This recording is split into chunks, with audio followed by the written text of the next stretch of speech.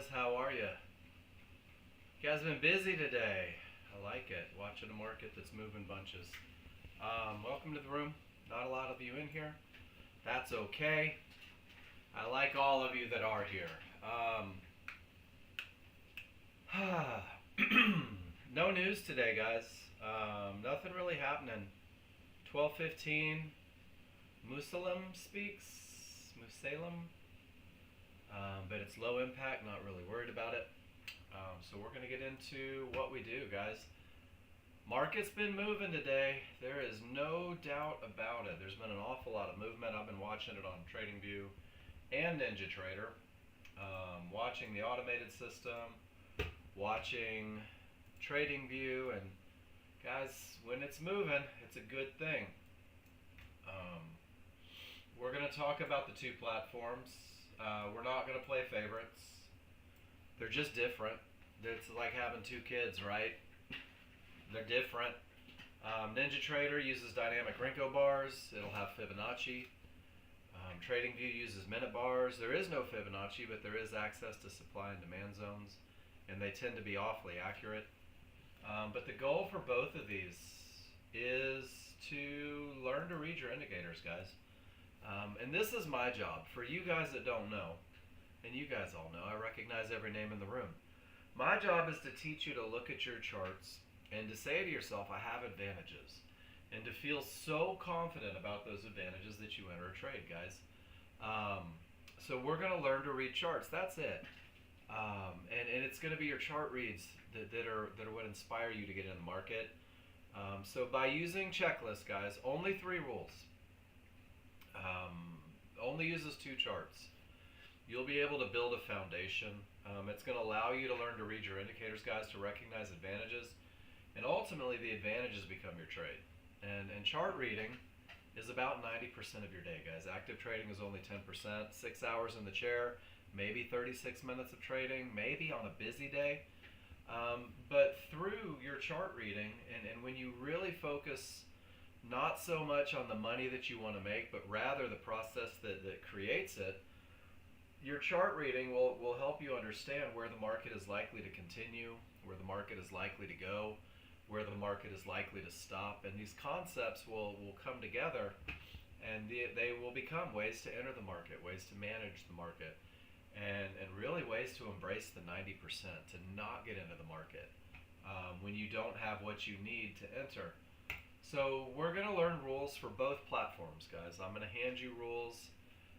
I'll do it right now. I'm going to hand you a set of rules, a plan, a trading plan that you can follow as you learn to read your indicators, a trading plan that is designed to optimize your chances of success as you learn to read your indicators. Both of these plans are very simple, a very remedial approach, if you will, to trading the markets. And I'm going to give you guys this too if you no longer need the plan. Both plans are 2 trades, and I hope you guys can see this okay. For NinjaTrader, you'll have a high probability trend trade. That's what we're going to talk about first.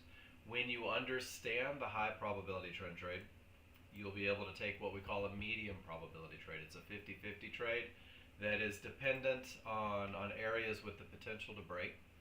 And then on TradingView, you will be given a trend trade and a momentum style trade. And guys, these checklists right here, print it out. And if you're only using one of the platforms, it's okay. Cut it in half, delete half of it, print it out. But when you use a checklist to enter the market, what you're saying is, this is exactly what it takes for me to have an edge. This is exactly what I need to feel confident that this is a pattern that wins more than it loses. And it's going to be that checklist that keeps you focused on the best of the best. Each of you in the room has the ability to simulate, to practice, to not put risk on a trade as you try to learn to read these indicators, as you learn to follow this plan, guys. The first step in getting to where you want to be the quickest is really post in the room. Can't stress this enough, guys. Post in the room. You can't post too much. There is no limit on how many charts you can post, guys. I've never been shy about going over if we need to go over. But the goal is that you're posting until you're sure you have the correct rules. And not that you're sure you're going to take the correct trade every time you enter the market, but that you understand the rules that create the edge, guys. And there's this process that happens over 30, 60, 90 days. It's not an overnight thing. But the more you see a pattern, the more you know that that pattern wins more than it loses, the easier it becomes to wait for that pattern to show up. When you don't have faith in a plan, you begin looking at every move as if it's yours. You begin looking at every turn as though you need to be in that turn. And there's very much a fear of missing out, but even more so a fear of being left out. And guys, the markets trade billions hourly. Futures markets exchange billions hourly. I want you to find a way that suits your needs, that allows you to capture $400 to $500 a day, guys. And once you can do that, it's just, you've got everything you need. So post in the room. Tell me what you're doing. Give me the opportunity to help. And then keep it simple. Both trading plans only have 2 trades in them. And both of the trades and the plans are nothing more than patterns. That's all they are. And your job will be to recognize the look of the pattern, to know what it looks like when your rules are met. That's where the spreadsheet that I'm about to drop in the room is going to pay dividends. So, whoops, that didn't go in. Let me get those in there. So when you look at these 2 different spreadsheets, and again, guys, there is a plan for TradingView. It's the TradingView KISS plan designed to optimize your chances of success. There is a plan for NinjaTrader designed to optimize your chances of success. There is a spreadsheet for NinjaTrader that walks you through what it looks like to have the 3 individual advantages in place, over 500 client trades, and a place for you to put your pictures, guys. And I can't stress this enough. You should have the goal. And when I don't give trading advice, I will give study advice all day long. You should have the goal of taking a minimum of 15 annotated pictures every day. 15 pictures where you take the time to type out and describe exactly what it is that you're looking at. If you commit to that, if on day 1 you commit to the process of taking pictures, annotating pictures, and talking through what you see, you're probably going to get to where you want to be a lot faster. And then finally, there's trade tracking sheets. And this is where you can put those pictures that you annotated. This is where you can take notes on the feedback from class, guys. And this has become such a huge part of the education process. Nobody in this room is expected to understand how to read these indicators on day 1. But as you go through your journey, as you learn, and this is TradingView, as you begin to learn these patterns, as you begin to practice your trades, guys, every time you post in my room, it's a private session. You and I will have conversations about what you saw. We'll have conversations about what you did. If there's anything that I can offer from where I'm sitting to help you do it better, you'll get it. But I think the most important part about the feedback is, for me anyway, so I'll share a little personal story. When I did stuff right, I usually knew that I was doing stuff right because it felt easy. When I had advantages, trading didn't feel stressful at all. But when I was breaking rules, when I'm trying to force trades, when I feel nervous, I would see it not only in my pulse or my sweaty palms, but also I had trouble keeping stops in place. I would have trouble keeping targets where the market should go because I knew that I was doing something that wasn't serving my best interest. And if you go through every morning and you study these concepts, what worked, what didn't work, it sets you up for the day. But more importantly, this feedback is going to help you identify habitual problems.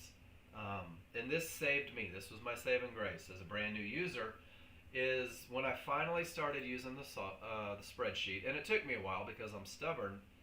I noticed that I kept losing money trading in determination conditions. When I was taking these trades, I thought I was taking the perfect trades, guys. I really did. And any time that I lost, I just assumed that the market hated me. I assumed that the software was stupid, that John Novak was an asshole. Pardon my French.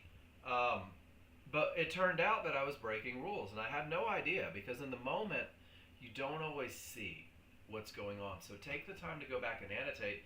but even more so, take the time to go back and study. And if you do that, if you post in the room, guys, if you track your progress, this has been proven. Nexgen has had a live trading room for over 20 years. And this path has been the most consistent path for users to get them where they want to be. So learn rules, practice the rules, but get feedback, guys, and take a lot of pictures. We're going to start on NinjaTrader because we've been doing it the longest, I don't know, I guess out of respect.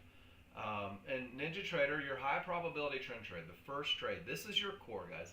This may not be your get-rich trade, but when you understand the three very basic concepts of this trade, it opens the door for your get-rich trades. It really does. There's only three rules, and when a rule is true, when it's met, it creates an advantage, or it recognizes an advantage. It describes an advantage, guys. And a trade is momentum plus a clear path plus entry, in that order.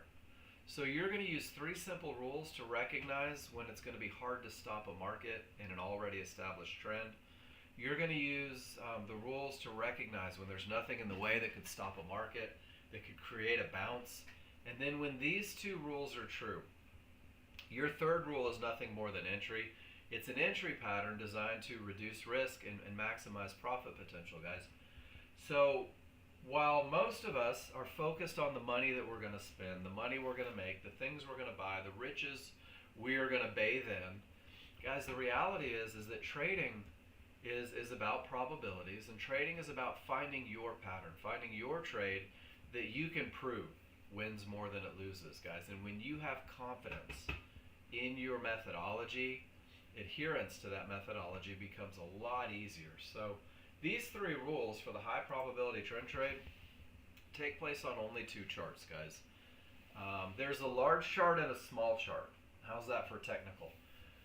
Your large chart is a very slow moving chart, guys. It's hard to see change on a large chart in these dynamic Renko bars. It's glacial compared to the small chart, but this slow moving chart shows the overall opinion of the market. We're going to use the large chart to define the direction we should be looking for rules to be met. You'll use the large chart to define the advantage of momentum through rule number one. And you'll use the large chart to define the areas that could be problematic, guys. And all of that amazing information, rules 1 and 2 are met. Direction, momentum, and areas are defined on the most current bar, one bar on this big chart. When the rules are true, when you have those advantages in place, you'll turn your attention to a smaller, faster chart.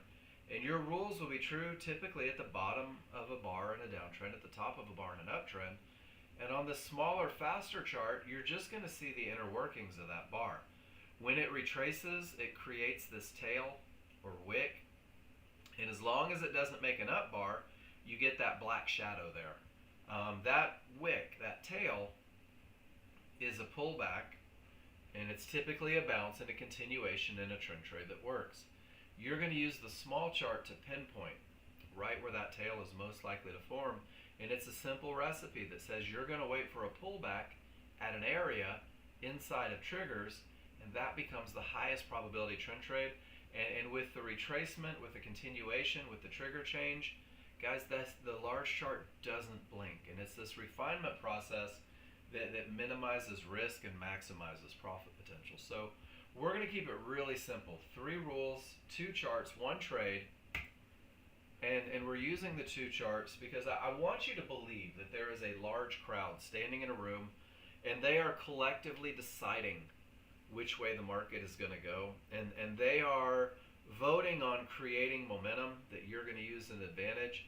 And they all know where these key areas are, and they may enter and exit at them. They may even fight one another at them. And the large crowd wins, guys. The large crowd typically gets their way. So your first 2 rules are in place to have you in line with a large crowd, trading with their trends, with their momentums, not into the areas where they can react. On your small chart, I want you to think of this. This is, I don't know, bunch of little rich kids with their uncle's money that can create little ripples just for the fun of it. Little pushes, little retracements, guys. And these guys and gals have a lot of money too. And when everything says up, they can push down. And when they push down, Nexgen users are waiting for them right at an area inside of triggers. This is rule number 3, because the small crowd typically fails 70 to 80% of the time. Rule number 3 is designed to have you enter the market at their potential failure point. So large chart typically wins, but we love a small crowd fight to get us to our entries. For those of you joining in a little later, good morning, welcome. We are going over the high probability trend trade in NinjaTrader right now. Miss Swathi, I sent you an email last night. If you could either reach out to me and let me know you got it, or message me in Discord, love to spend a little time with you this afternoon. Both charts have areas. You got it? Awesome. Awesome. Thank you for that. Both charts will have areas. And guys, you got to know the names of the areas. And that's about all you really need to know about the areas. Horizontal lines on both charts. So there's a divergence high line. It's a magenta line. This line will print if the market pushes up and comes down. And there's a loss of momentum. And I like to think of divergences as the sellers stealing momentum from the buyers if it's magenta, and from the buyers stealing momentum from the sellers if it's cyan. But divergence is always a loss of momentum, and you'll see it, and you'll be able to use it. You're going to see Fibonacci resistance, guys. These fibs are based on thousands of calculations, and they are just deadly accurate. Resistance can stop a market in an uptrend. Support can stop a market in a downtrend. These are just areas that could create a bounce. Yellow 1-to-1s are fibs in the moment. They're 100% Fibonacci alternates. You don't need to know that. You need to know that in an uptrend, these could behave as resistance. And in a downtrend, these could behave as support, guys. And you're going to know about these areas long before you ever get to them. And depending on the chart, they have a role. Don't worry, we'll discuss them all. You're also going to use trigger lines. And trigger lines are going to give you like 99% of what you need. There are two sets. There are the small triggers. These are your solid lines. And then there are your large triggers that happen to be bigger. And those are your dash lines. And the small and large triggers, they are moving averages, which I think it comes into play when we talk about entries, because when numbers break away from an average, when they tend to come back to it, and we're going to use these averages to define momentum. Small and large triggers are going to be used for momentum. Small and large triggers are going to be used to define termination conditions. So rules 1 and 2 are heavily dependent on them. And then rule 3, your amazing entry, defining where those tails are likely to happen, are going to use the large triggers for increased accuracy, guys. So triggers show up in all 3 rules. All you need to know is that there are small triggers and there are large triggers. And now we're going to break it down into 3 rules, guys. I'm going to encourage you, interrupt me. If you're like, Mark, what the heck does that mean that you just said? Just type it in the room. Seriously, Mark, what are you talking about? One of the things that I've learned over the last 5 or 6 years, and really in my entire career, is that everybody learns different. And sometimes if you guys challenge me to say the same thing differently, we can appeal not only to you, to a larger crowd. So don't be afraid to ask me to repeat it, say it in a different way, show a different example. I want to make sure that it clicks for you. And we're going to start with rule number 1, because it seems like the right place to start, right? Large chart, your 13-2 must have strong trigger lines, guys. Strong trigger lines, when true, give us the advantage of momentum. So when we go to the large chart, big chart, slow chart, large crowd, the first thing you're going to do is say, is the background behind the most current bar green, or is it red? And you're going to do this because you're defining trend direction. And trend direction is going to let you know which way you should be looking for your rules to be met. When the background is green, the only way that you can have strong triggers, the only way for rule number 1 to be met, is if both your small and your large triggers are also green. In a downtrend, the only way you can have momentum, the only way rule number 1 is met, is if the small and large triggers are read as well. And guys, I'm going to remind you, there's a million ways to use this software. Right now, I'm giving you the best way to learn how to read these indicators to recognize advantages. To have strong triggers, it means that your small triggers are up and above the large triggers. And it means that your large triggers are widening. And when you add that to the small triggers above, that space between the small and large triggers lets me know that the odds are favorable for the market to continue in the direction of the trend, to continue up. In a downtrend, the smalls break below the large triggers. The large triggers must be widening. And when you have this look, when there is separation between the small and large, I like to picture scissors that are open. Because when scissors are open, I can cut. When scissors are open, I can get the job done.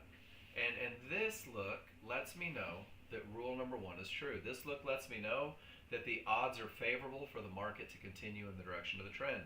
This momentum look, this strong trigger look, guys, is hard to stop when it's on a big, slow chart. It's like a freight train. This is the look that we're going to rely on to break key Fibonacci areas.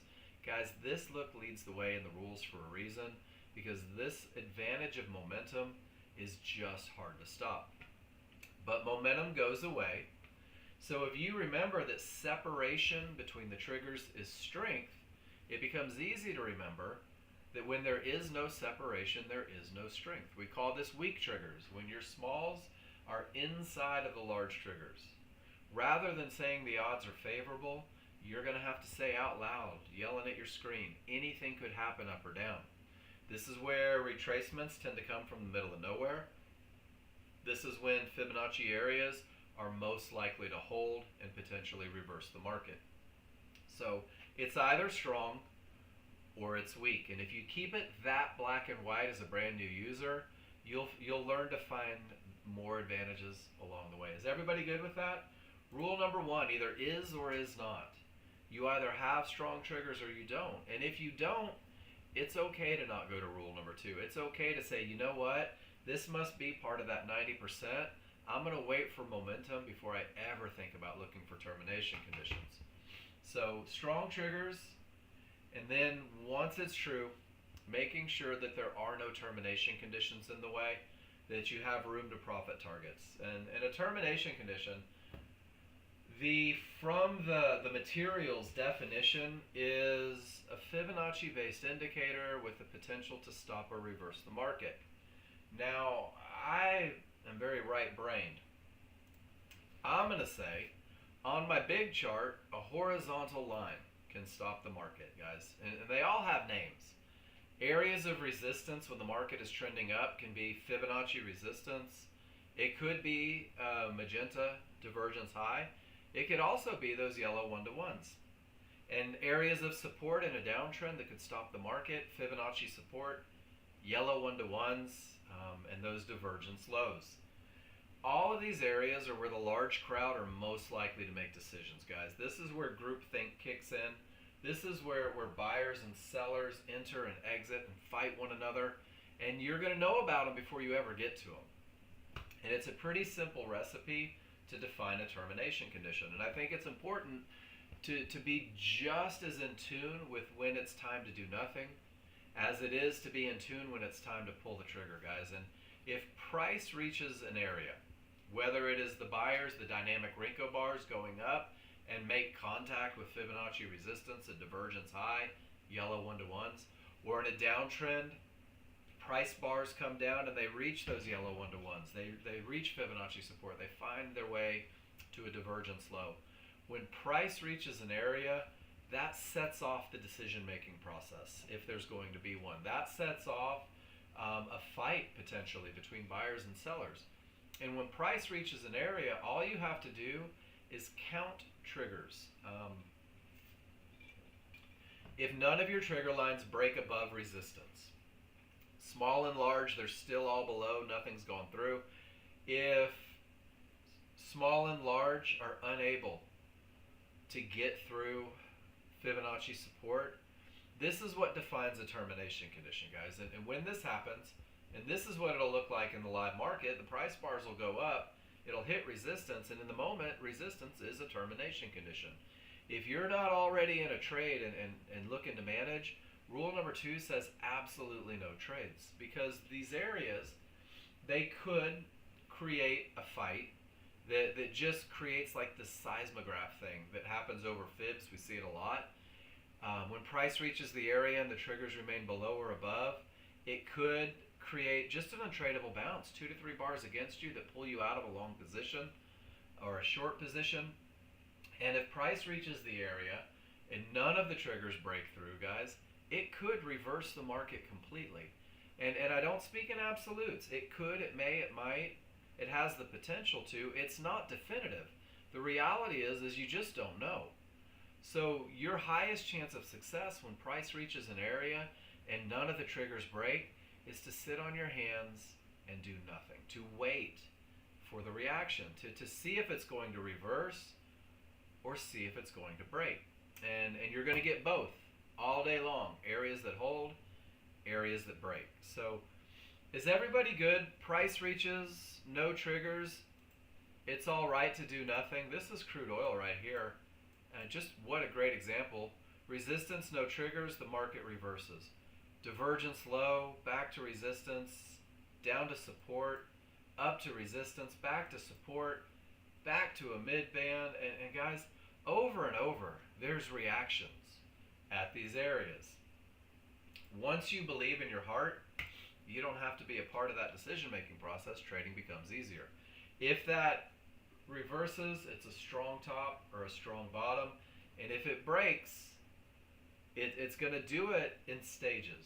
So this is what it looks like to break an area, to go from termination condition. Price reaches absolutely no triggers. There's your big red 0, like a stop sign. And then if it's really going to break, your small triggers, 2 of your trigger lines, will get above that area. And 2 trigger lines is still a stop sign for brand new users. This has the potential to break because of that momentum, but this isn't your best look, guys. And in the KISS plan, we focus on the best look, the highest probability look, the look that gives you the greater chance of success. So when 3 trigger lines, 1 large and 2 small, smash through resistance with momentum, this sets you up for the second trade on your KISS plan, which is what we call a 50-50 trade.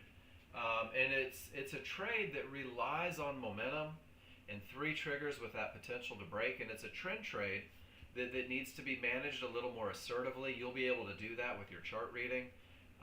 You'll get to 0 loss levels a little faster. You'll take profits a little quicker because it's only based in potential, and that's why the number is yellow.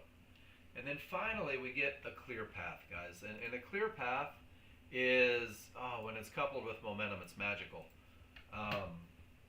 When both small and both large get above an area of resistance, that area is broken, and resistance behaves as support.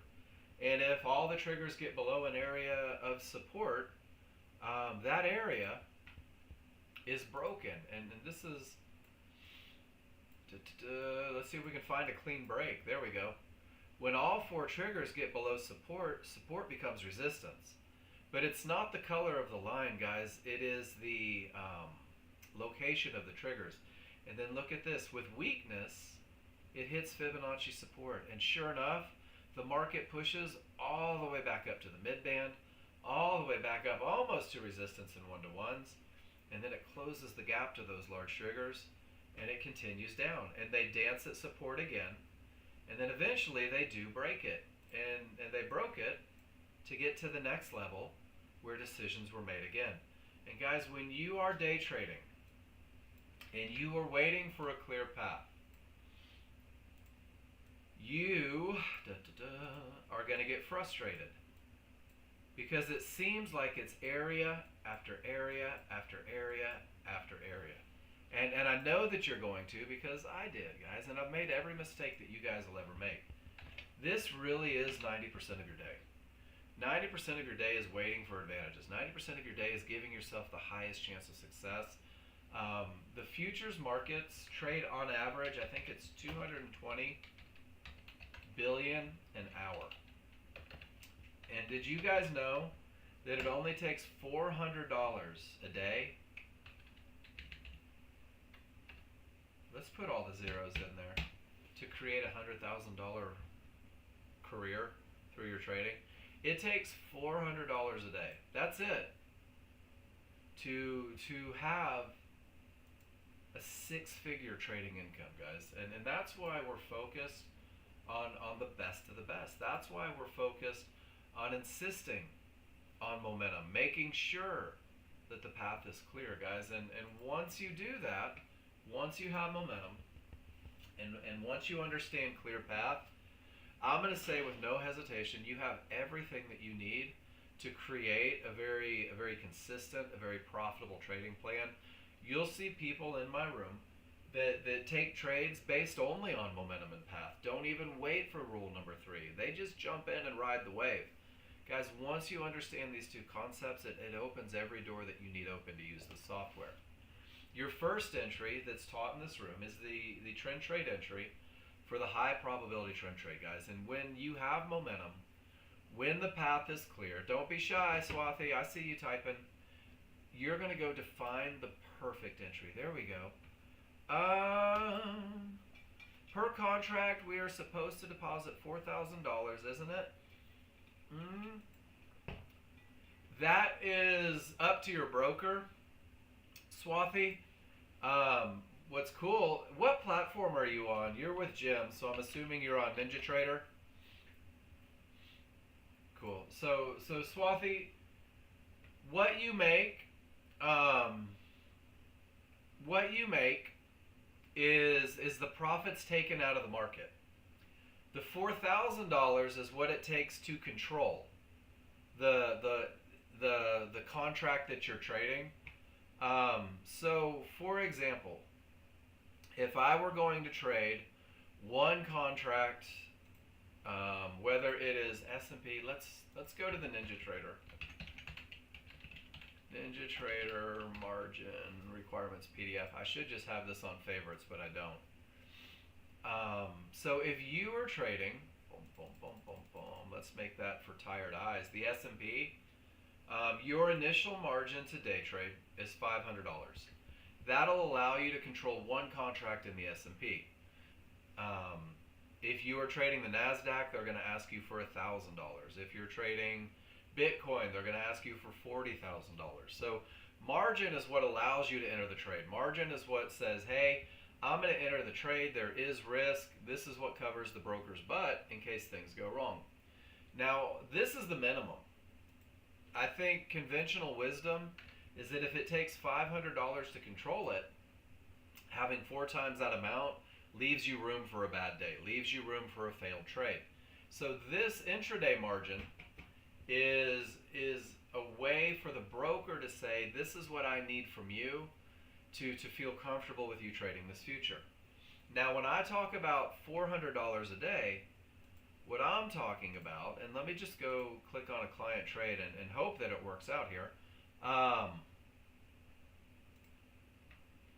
is this particular chart is the S&P, and the pattern that we're discussing right now is having momentum, nothing in the way, and being able to define the entry to the pullback in the area inside of triggers. And Swathi, this pattern, this is in 2022, and this is the exact same pattern that we're speaking of this morning.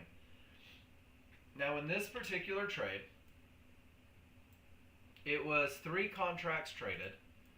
So the margin requirements to control this money would be $1,500 based on the current.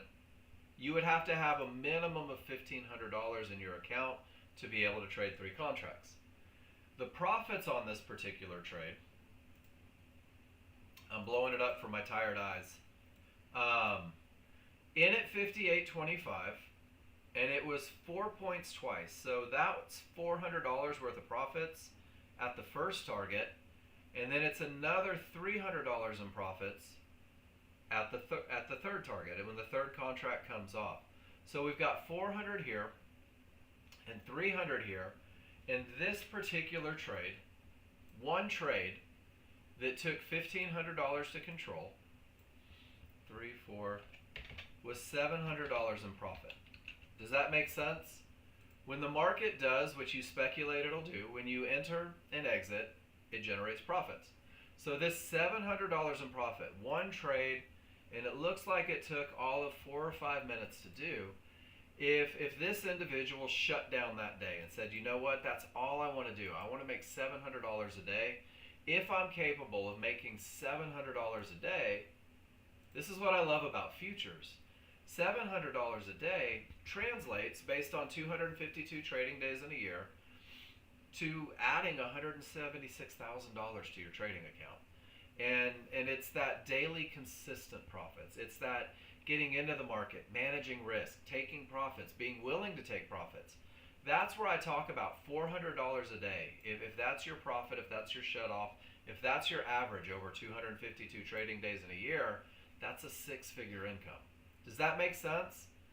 So the margin is from your broker, but the profits are up to you to learn a pattern that you can prove wins more than it loses. And I'm telling you right now, that is the perfect trend trade that we just looked at. And this is the same trade, the same pattern, the same entry that we've been teaching, that I've been teaching since day one. And it's everything that we've talked about this morning. It's understanding momentum first. Making sure that you have a market where the odds are favorable for it to continue in the direction of that trend.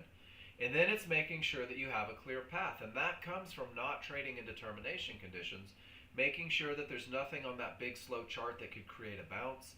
And then finally, and this is what we're going to talk about right now, how to pinpoint that entry pattern, how to get in at the best of the best spot to give yourself the least amount of risk and the most room to profits, guys. And rule number 3 is really where the magic happens. And if you remember one phrase for rule number 3, I'm going to type a lot today. I'm in a typing mood. And if you write this on your chart, every time you take a trade, every time you look for a trade, you look down at a piece of paper that has this written on it. You are going to buy or sell a pullback. And a pullback, I really want to be thorough today. A pullback is nothing more than a small move that's counter to the underlying trend. This is the small crowd fight. That's what your pullback is. Whoops.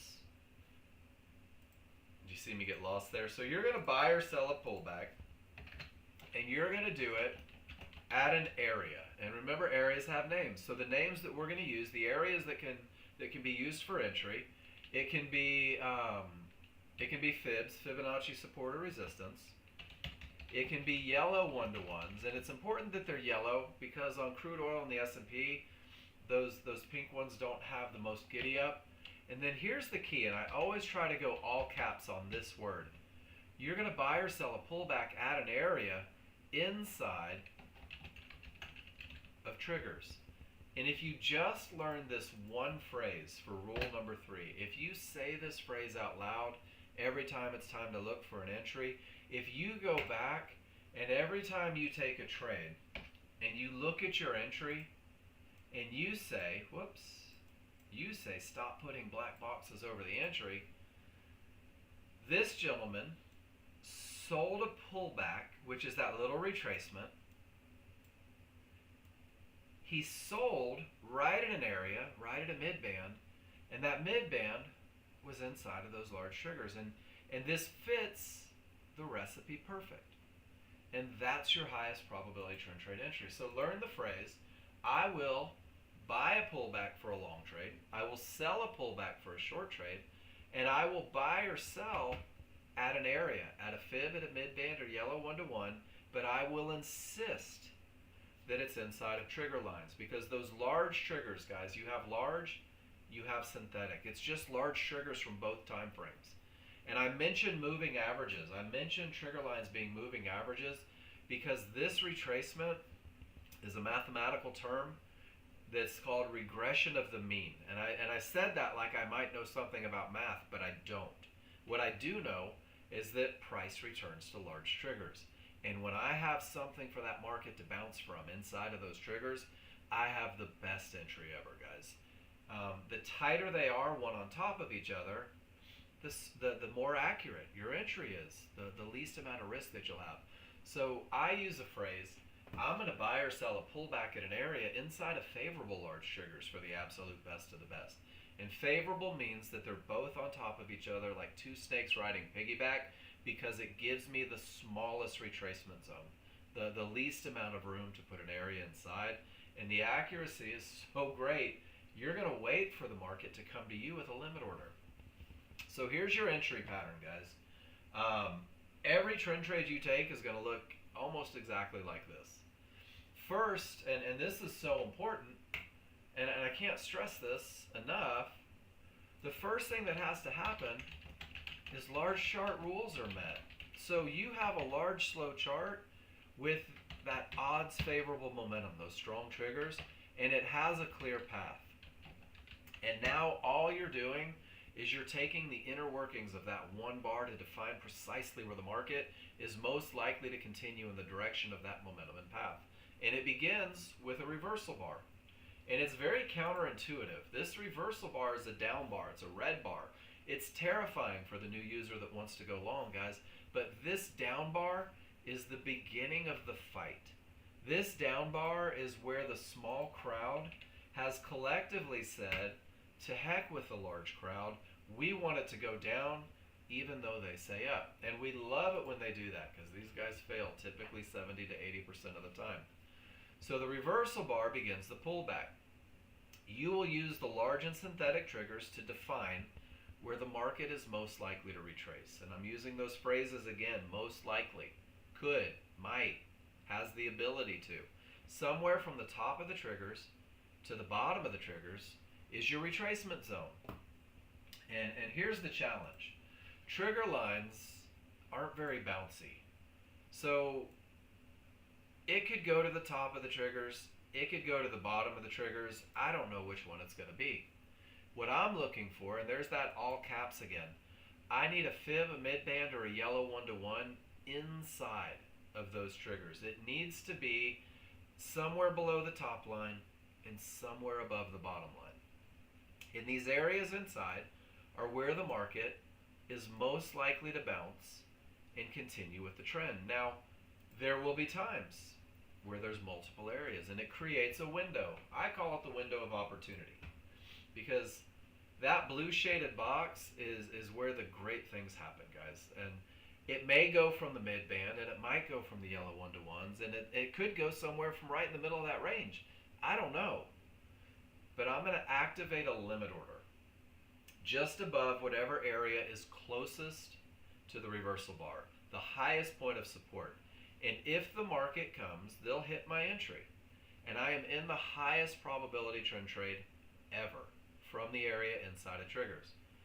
You're going to teach yourself to ignore lines beyond the triggers, guys. If the trigger lines define the retracement, most likely, in the areas inside, define the most likely spot for a bounce, anything below the triggers in a long trade is what you're going to call the wrong side of the triggers, guys.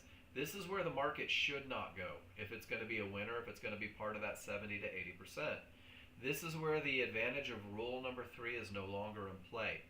And I'm going to tell you guys that trades taken from the wrong side of the triggers typically lose more than they win, because once you're below all of that great stuff, you don't know if, when, or where the market is going to continue up. Now, for a short trade, it starts with the large chart in a downtrend. And the large chart has odds favorable momentum, and the large chart has a clear path. And again, counterintuitive, I'm going to wait for my small chart to go up when the large chart says down, strong, nothing in the way. And this is the fight, guys. And you can define where the retracement is most likely to go using the large and synthetic, from the bottom line to the top line. Somewhere in here, those up bars are likely to continue up. At any area inside of the triggers, inside, all caps, that's where the market is most likely to bounce, where it's most likely to continue with the large chart advantages. Guys, this is one of those magical moments where there is one line, a mid-band inside of favorable large triggers.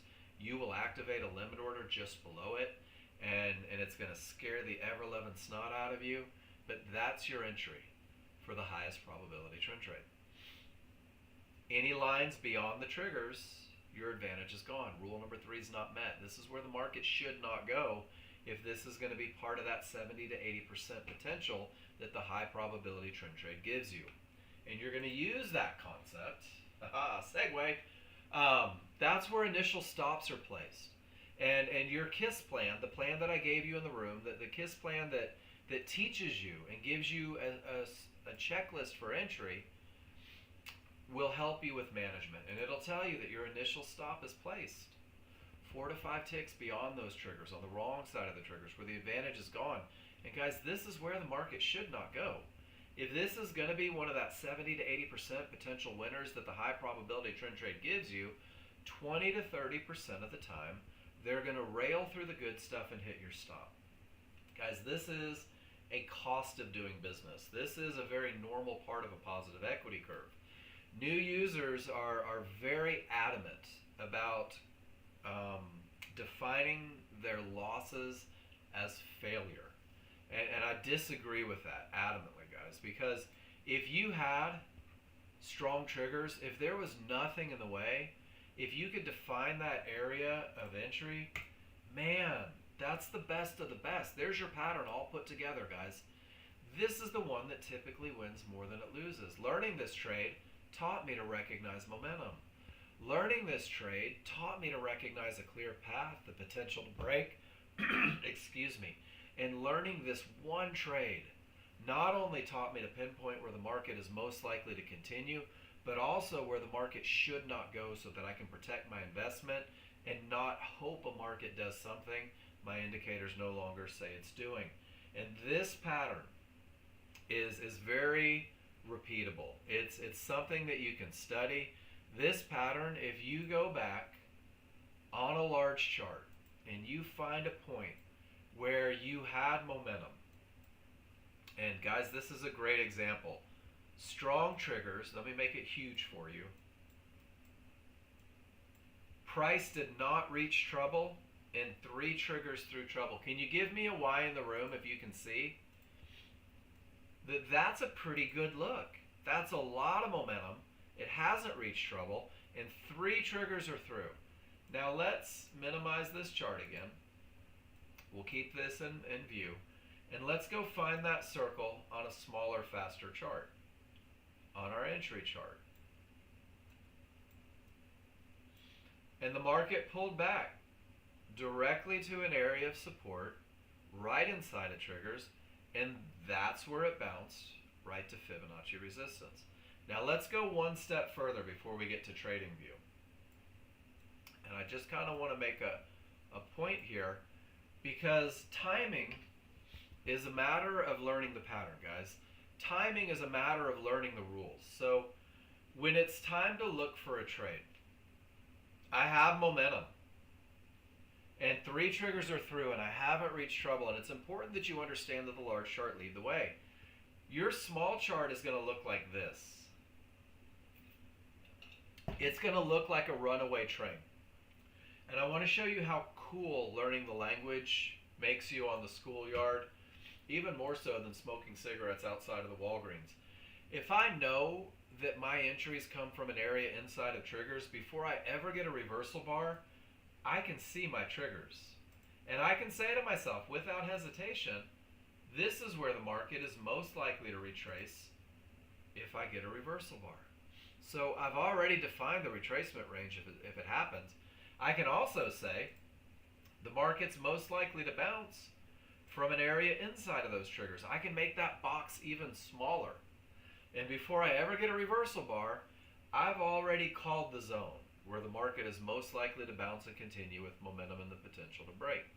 And then the market continues up, and I'm terrified that it's going without me, and I'm horrified that I'm not in a trade, and I believe that life is over and I'm never going to get paid, and I can't believe it, and this sucks, and there's my reversal bar.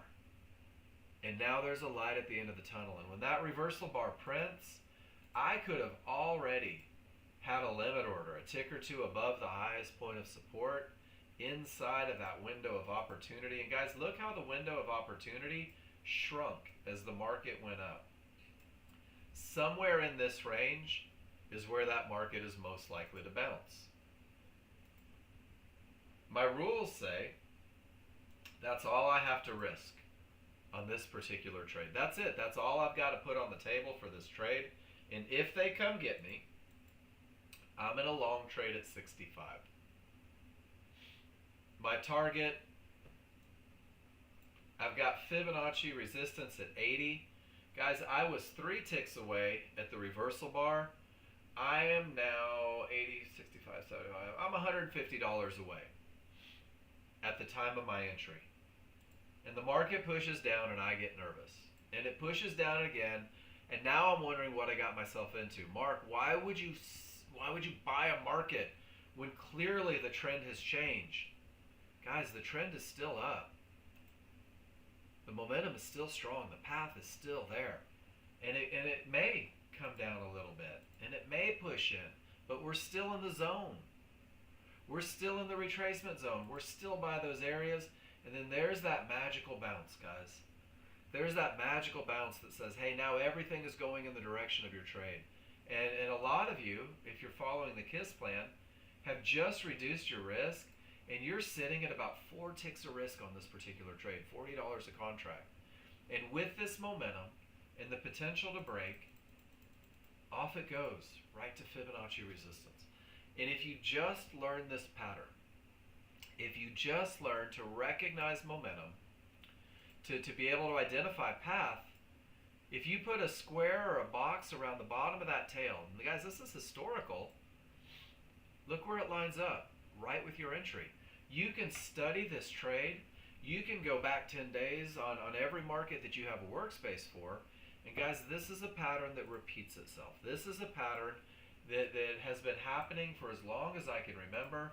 And if you go through that spreadsheet, 500 pictures of client users, momentum, potential to break, pull back to an area inside of triggers. That's your pattern. Going the other way. First it's momentum, then it's a clear path, there's a pullback to the area inside of triggers. That's 2022. This particular trade happened in 2022, guys, on the December contract of crude oil 2022. We are in the December contract of crude oil 2025 right now. And if I'm not mistaken, there's the same pattern. Pretty cool, right? So if you're new, you have to convince yourself that you don't always have to be in the market. If you're brand new, you have to convince yourself that you don't have to be the first one in or the last one out, that you don't have to call tops and bottoms, guys. If you wait for momentum, path, and entry, you're in the highest probability trend trade you can ever take. And from that concept, from this one trade, you can recognize 3 advantages. So if you look at the market and you say, well, my momentum is missing, but I do have a clear path and I could define a low risk entry, guys, you get your management hat on. You're like, I'll take this medium probability trade. I'll manage it assertively. I'll get to break even as quick as possible. I might even take profits a little earlier because I know it's not perfect, because I trade around advantages. And guys, if 66% of your good stuff is gone, and I'm talking to my new users, if 66% of your good stuff is gone, it's okay to not enter the market. It's okay to sit on your hands. It's okay to do absolutely nothing, because 90% of the time, you will be doing nothing, guys. You're in control of your entry. Nobody can make you enter the market. You're in control of how you manage it. You can know how assertively you need to manage, knowing what's up against you and what's working for you. Are there any questions about a high probability trend trade, guys? It's the same pattern over and over. And the better you learn the language associated with the pattern, the easier it becomes to pinpoint entries. And then, dun, dun, dun, dun, yeah, they're going crazy today, aren't they, Pete? Now we go to TradingView, guys. So if you're a ninja trader, your time is over. What a great time to go pee or toast a waffle, whatever. If you're my TradingView people and you've been trading NinjaTrader for a while, I want you to forget what you know in some regards, because TradingView is different. It's not better, it's different. It's not worse, it's different. TradingView will seem very familiar in terms of divergence highs and lows. You're also going to see one-to-ones. You're going to see a mid-band. The one thing that you won't see on TradingView is Fibonacci. Programmers are working, they're trying, but apparently it's difficult. So there's a company called Chart Prime, and Chart Prime creates supply and demand zones, and they are freaking good, guys. And it's up to you. It's $50 a month. You don't have to make the investment. If you don't want to make the investment, I'll lead you towards some free options. Let me know. I pay it. I never hesitate to pay it. I enjoy it. But you'll treat supply and demand the same way you would Fibonacci. I'm not going to trade directly into an area. It's going to help me on the large chart define room to targets.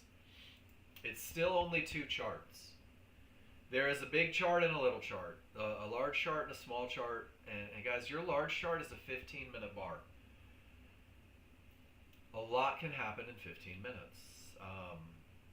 You could have a 100-point move in the NASDAQ in 15 minutes. You could have a 100-point move up and a 100-point move down in 15 minutes. So we're going to use the 15-minute chart, big slow chart, to define direction, to know where we stand with momentum, key targets, and termination conditions, guys. And you'll notice that my large chart doesn't have large triggers. It's too slow. You don't need them. They're just going to induce opinions because they are so slow. You'll notice that I also don't have background colors, green or red, because again, it's going to form an opinion. And if you only follow background color, if you have those large triggers, you're going to miss a lot of opportunity in this market because it's so slow. If you want that minimal workspace, it's on the plan that I gave you. There's another link for it. Feel free to click on it. But it takes away the noise, guys. And I think that minimalistic approaches tend to pay the highest dividends. Your small chart is a 1-minute chart, which is still a pretty long time to wait for something to happen. You can put a timer on your 1-minute chart to help with entries. If you need help with that, let me know. But your 1 minute will define immediate strength and entry points. Big crowd, little crowd. The concept doesn't change. Write it down on a piece of paper. Text your spouse. I'm not in control of the market. I never will be. But with a few simple rules and a chart read, I can create expectations. I can find a pattern that wins more than it loses. I can give myself an edge. So when you're reading a large chart, slow chart, big chart, direction is defined by the direction of the small triggers. It has nothing to do with background color or large triggers, which is why they're gone. Your small triggers are either down or your small triggers are up. If you can't tell because the market is trying to figure out what it wants to do, well then you can't really trade with the market, guys. Let it be definitive. There's an advantage in trading with the trend. In this case, the market is trading up. We're looking at the most current bar, that 15-minute bar. And I blow up the picture here because the next thing you're going to do is you're going to say, where is the most current price trading in relationship to those triggers, guys? Where's my highlighted price? Because inside of one 15-minute bar, you can be above the triggers, you could be inside of the triggers, you could be below the triggers. A lot happens in 15 minutes. So you're going to focus on the most current price. The most current price is going to define momentum. If you are left of the small triggers, you are on the strong side of the triggers. This is when bigger moves tend to happen. This is where 1-minute areas have a higher chance of breaking. That's your home run look. That's your momentum look. If you are to the right of the triggers, whether it's a downtrend or an uptrend, well, you're on the weak side of the triggers, guys. And the weak side of the triggers is exactly what it sounds like. There still might be a long trade to be had, but this is where 1-minute areas are most likely to hold, to create bounces. And from the weak side of those small triggers, this is where management becomes very aggressive, very assertive. This is where not fighting the immediate strength of the 1-minute chart tends to pay dividends. So strong is your best, weak is the highest management opportunity. If you're inside of the triggers, if the most current price is inside of those triggers, well, it's transitioning either from strong to weak or weak to strong. And when you are in that transition phase, be aware of those 1 minute areas. This is where multiple contract split profits tends to work out. Getting paid at the first sign of trouble, but not necessarily exiting completely. Um, Going break even, not leaving yourself exposed, but guys, where you are in relationship to the trigger is going to dictate heavily how you manage these trades. And then finally, the most important question, is there room to targets? Do I have room to make money? Because I don't know about you guys, that's the only reason I show up in the morning is to make money. So first it's direction, then it's momentum, and then it's room to targets. And guys, if the answer to number 3 here is no, I don't have room to targets, why on earth are you going to look for an entry? If you don't have room to make money, why do you want to enter that trade for any reason other than boredom or hope? There's 2 entries, 2 trades on the checklist for the KISS plan and trading view. The first one is a trend trade, guys. This is the most common one. I firmly believe that if this was the only trade you took, you could still find a pretty incredible level of success. And it starts with a 15-minute not trading directly into areas. Room to targets, guys. I don't even want to go to my small chart if my large chart doesn't have room. Rule number 2 says that the 1 minute chart is not trading directly into areas. The most common loser you will see in this room, other than fighting triggers, is trading directly into areas, guys. And this gives you 2 chances to avoid that most common mistake. If the 15-minute is clear, if the 1 minute has room to targets, the trend trade is a buy or sell, a close on the correct side of the small triggers at 1 minute mid bands or areas. And I think that this is, I may need to change the language. You're going to buy or sell a pullback. You're going to come down and you're going to define where the market is most likely to continue. So when the small triggers are up, when price is in the transition side of the triggers, when there is room to the target, the moment the small triggers roll against you, guys, the moment your small triggers go from up to down, trend trade is your only option. And you are going to wait for the market to pull back to an area, to a mid band, to yellow 1-to-1s, to a zone, because areas create bounces. But we're not going to put all of our faith in this area stopping and reversing a market. Your entry comes from an up bar for a long trade. It has to be an up bar, and that up bar must finish, must close on the weak side of the triggers. We're going to call it the correct side of the triggers, because this close above those small triggers down lets you know that you're not fighting that immediate momentum anymore, that you are now on the good side of those triggers, the weak side of those triggers against you, guys. And this is where the market typically continues up, as long as it has an area to create a bounce. Your trend trade entry will look the same every time you take it. If the small triggers roll against me, my rules say wait for a pullback to an area and a close on the correct side. So once again, I encourage you guys to learn the language, because it's the same every time. First, the large chart defines direction, tells you where it's at in regards to momentum, and then you make sure that you have room.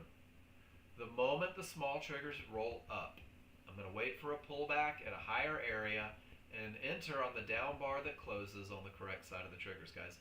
And it is consistent. And you're going to see this as about probably 80 to 90% of your trades. And since these are minute bars, you're going to know where your trade needs to come from sometimes 10-15 minutes in advance. Just depends on how fast the market is moving. The trade that precedes the trend trade. This is a trade that's about 10% of your trading. This is the trade that a lot of you are going to butcher and hope that the market does something without the advantages.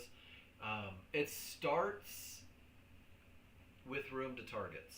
Everything starts with room to targets. If I have room to targets, my 15-minute chart must be on the strong side. That's odds favorable momentum. I can't take a momentum trade without momentum. My 1-minute chart must have strong triggers, separation between the small and large, everything going in the direction of the large chart.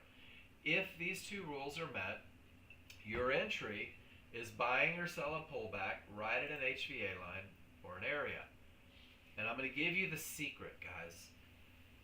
Momentum trades need the market to break the area, and then you're going to use a limit order to buy that pullback.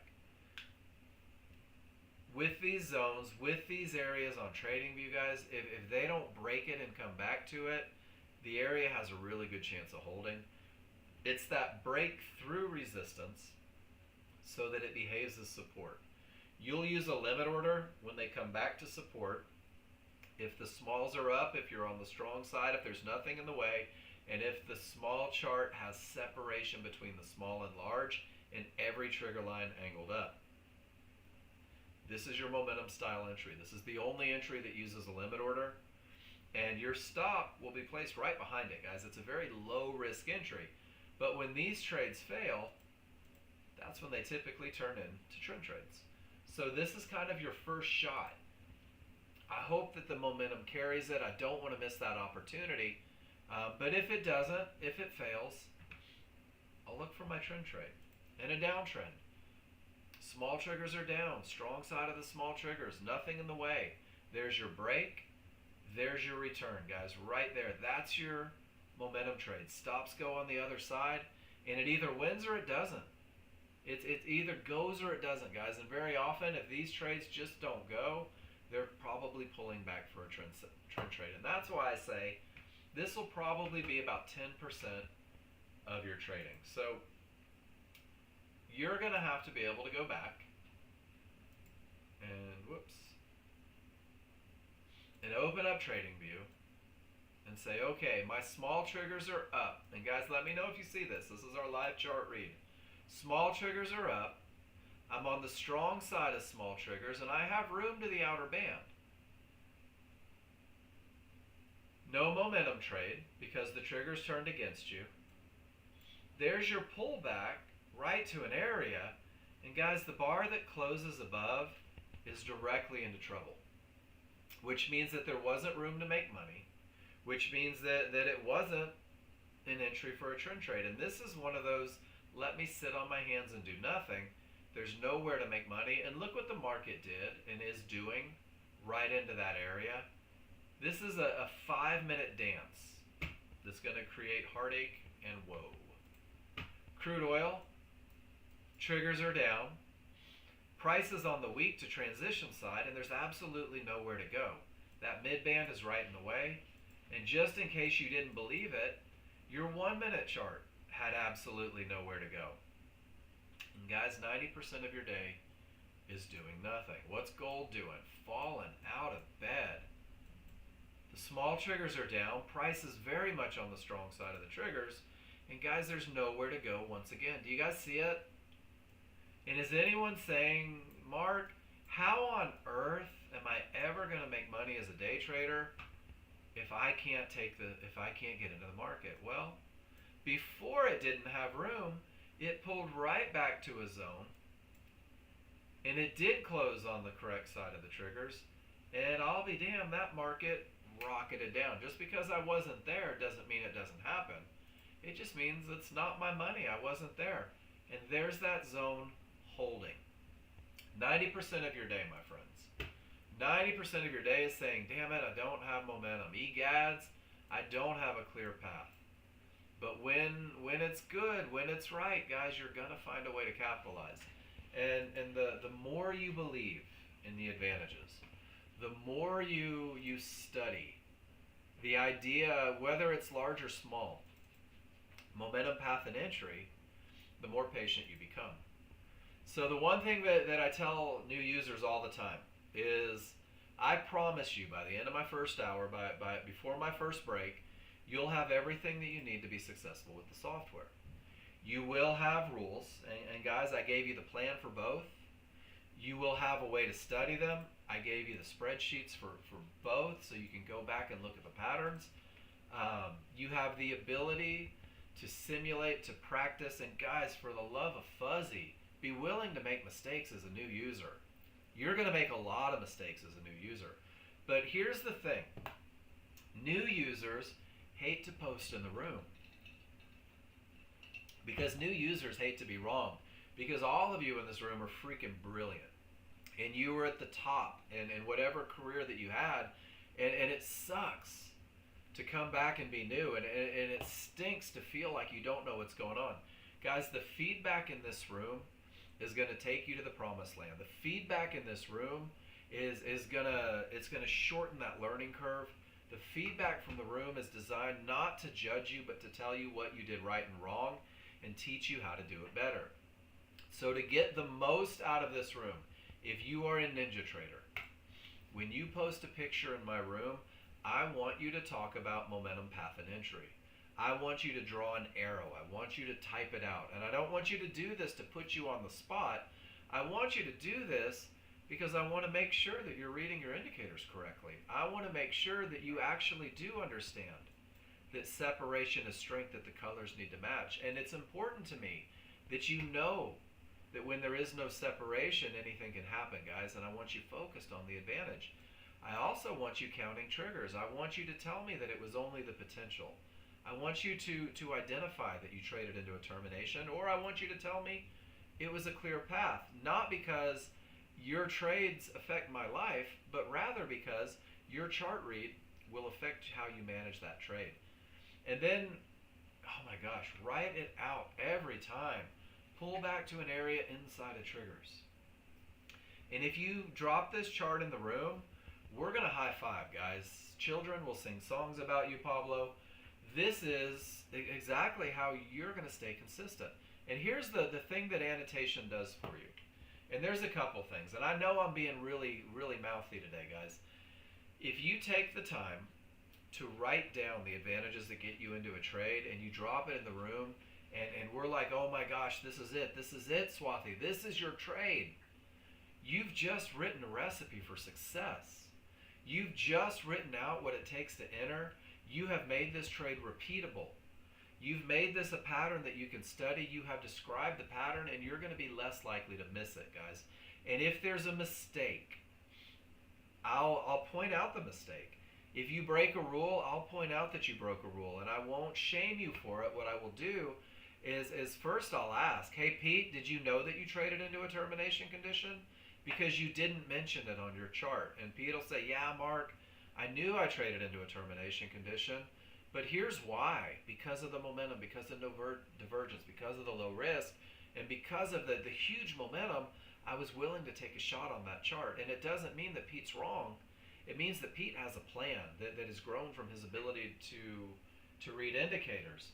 And Pete knows that when he knows what he's up against, he may have to manage assertively. So if you're on NinjaTrader, guys, don't hold back. Tell me why. If you're on TradingView, where are my pictures? If you're on TradingView, describe what you saw on the large chart. Tell me what kind of entry you took. And guys, you have everything that you need to be successful. You have 15 hours every week of feedback. You have a plan designed to optimize your chances of success. You have a way to study. You have a platform. The only thing that you don't have is the repetition. And if you're not overwhelmed on day one, guys, you are superhuman. If you're not sitting in this room as a brand new user saying, holy crap, that feels like a lot coming at me, you're not human. But I'll tell you what, if you focus on the pieces of a trade, if you focus on the parts of a trade, if you focus on the three things that create a trade, it's not so overwhelming, and you're just going to piece them together to take the perfect trade. So do your part. Post in the room. Take pictures. Annotate. I can buy the world's greatest elliptical, but if I don't haul my fat ass up there and learn how to turn it on, I'm going to stay fat. And that's just a fact of life, guys. Tools are just that. They're a way for you to get results, but you've got to learn how to use the tool. My job is to help you learn how to use that tool, and that's what we're going to spend the rest of class doing. We are going to look at charts and say, hey, the colors don't match. I don't have momentum. I don't have 4 triggers through. My path isn't clear. I choose not to enter. And we're going to say, dun, dun, dun, dun, hey, I had momentum and 3 triggers through. And boy, I hope somebody posts this in the room because the market pulled right back to areas inside of triggers. And sure enough, it went all the way up to trouble where we have weak triggers, where I might take profits or where I may choose to not enter the market because of this trade. And guys, that's it. That's the same pattern. We talked about it. So when I come back in a little bit, we're going to do live chart reads. If the rules are met from the KISS plan for NinjaTrader, if it's met for TradingView, we'll pull the trigger, we'll manage it, we'll have a good time. But what you're going to find is as we're looking for trades, as we're looking to pull the trigger, as we're looking to be active in the market, 90% of the day is doing nothing. So we may just go from market to market to market. Here's the read, rules not met. Here's the read, rules not met. But you better believe we'll pull the trigger if they are. So go stretch your legs. I'll be back in 5 minutes. When I come back in 5 minutes, I'm going to click on every chart posted. We're going to talk about advantages, disadvantages, how to do it better. I'll give you everything I have to make it a little easier for you guys. See you in 5.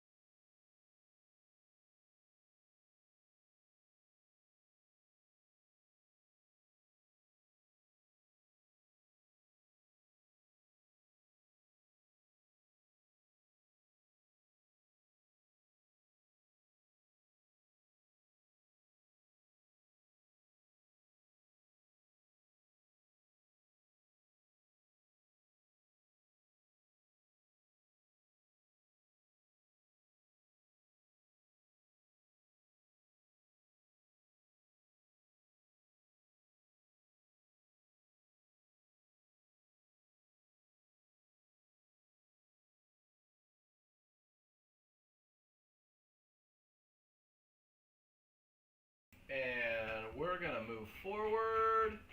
And I'm going to start by just clicking on pictures, guys. And it is the Jen show with a little cameo from Paul. And guys, there's people are like, oh my gosh, I can't believe she posted so many times in the room. I can't believe she just keeps posting charts. And guys, there's a reason Jen is so freaking good at what she does. Because it's not because I can teach. And I'm going to tell you that right now, guys. Jen is so good at what she does. You guys get so good at what you do, at your chart reads and everything. It's not because you show up to class. It's because you take the time. You take the time to analyze. You take the time to talk about advantages. You take the time to point out what's good, what's bad. And guys, you'll find that the most successful traders in this room, that the most consistent traders in this room are the people that tend to do the same thing over and over and over. And that's kind of what you're going to see here. Those are the ones that I showed this morning. All right, so here we go. I did not enter short here. I had waited for this mid-band on the 1 minute, patient, ready to act, ready to make money, profit, odds favorable momentum on the 1 minute, looking good, trend trade's always good, looking back. Why did I not enter? Rules, do not trade into zones. Oh my gosh. 1-to-1s, oh my gosh, more rules. So here we are, the market blew down through everything, and here I sit waiting for another mid-band that's got some room. I'm going for a walk and think about all that cash you left behind due to rules. And then, Paul, you were killing it on annotations right up to the sour grapes. Right up to all the cash I left behind. So I don't think you noticed this. And I'm going to do this real quick.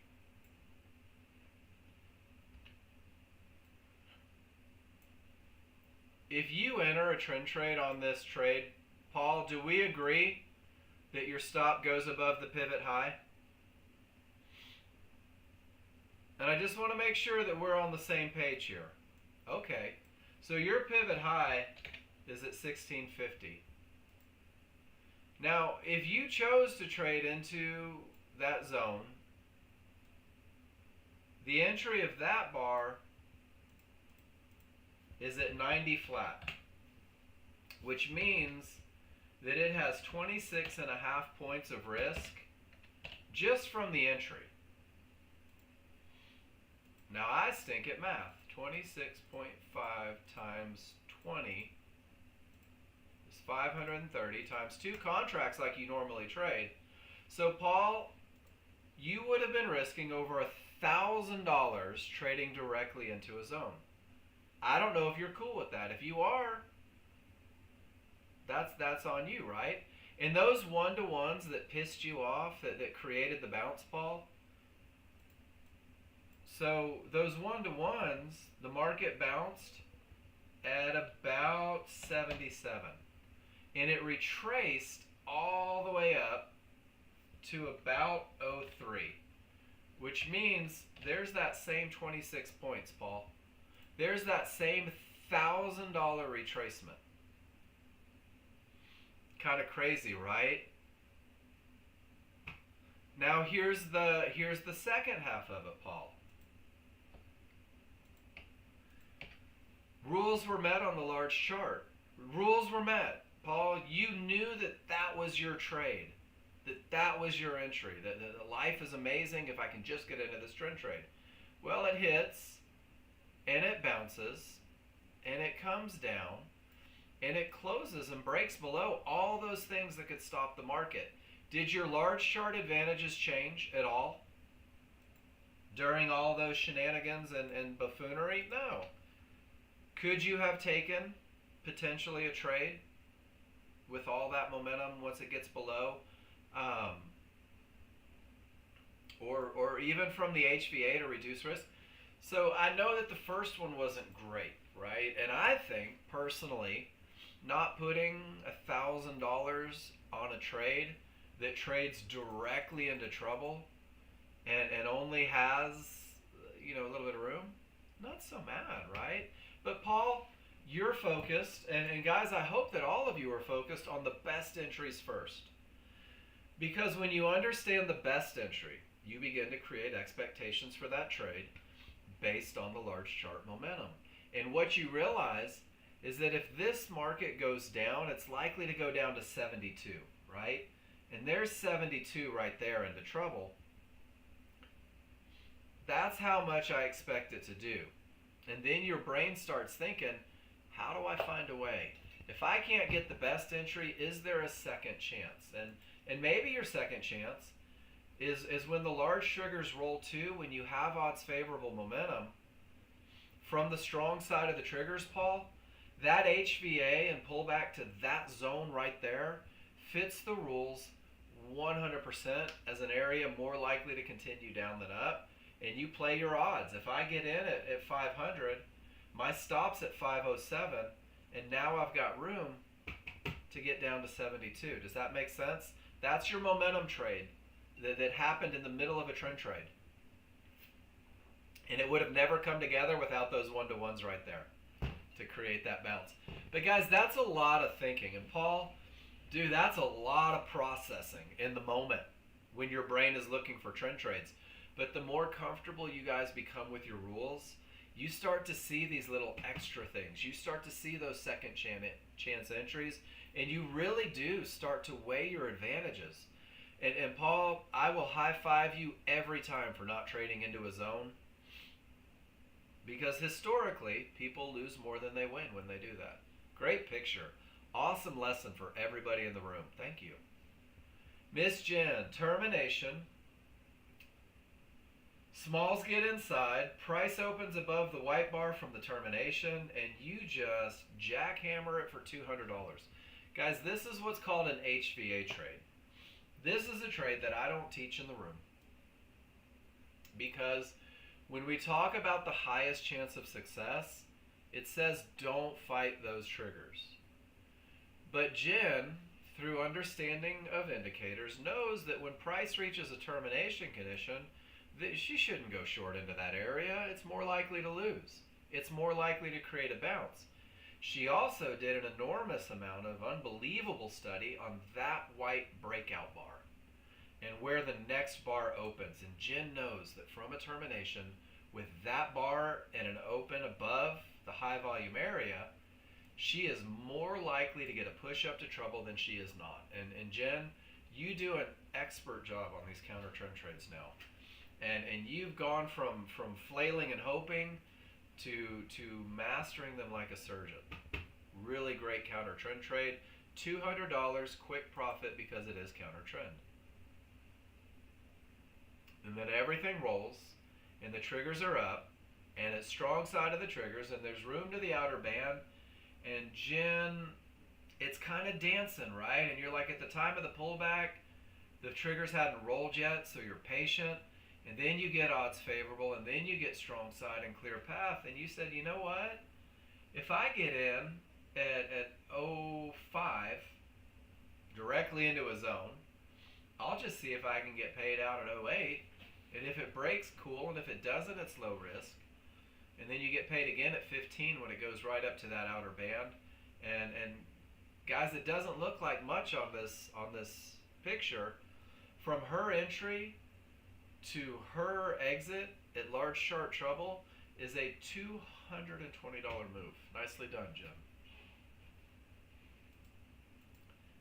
Haven't seen a trend trade yet. Triggers up. There was still room to the outer band. That bar was too big. She didn't want it. Too much risk. Then it comes back for her. Gives her an entry, but it's directly into a zone. So she waits for the close above where she enters. Puts her stop behind trouble, as she should, and gets paid at the zone. Easy 280. There's your trend trade. And then, Paul, this is what I talk about that I think a lot of people are going to grow into. Just because the first entry that fits the rules, and guys, we're laser focused on the first entry because we can't wait to be active.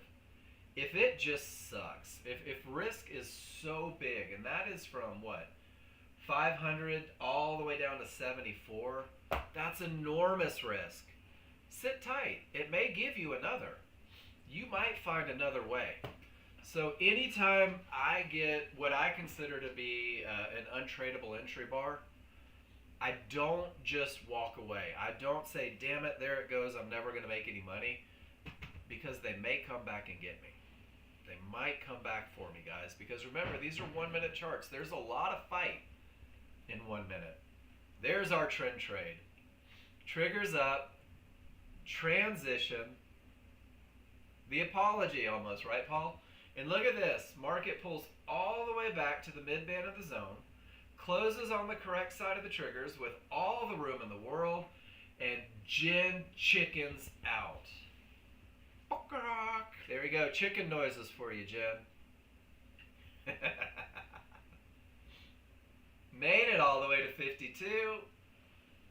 Made it right to where it was supposed to go. Guys, this is the perfect trend trade. This is textbook. It is up. It is transition. It is patience. It is the correct entry. And it goes right to where you would anticipate it to go. This is one of the ones. I'm going to put it in the trend trade look here. I think this is a good study one. Jen, nicely done. Jen's probably not even in the room. Oh, okay. I mean, beautiful, right? Does that make sense to everybody? Trina, I know you're learning these, right? First it's up, then it's transition, all the room, and just look, the second they roll, just finished making blueberry bread. Yum. That's your pattern, guys. Nicely done. My wife is taking her first stab at sourdough this weekend. She's been like growing this science experiment in the kitchen for the last 2 weeks. And she's going to bake it this weekend. I'm pretty excited.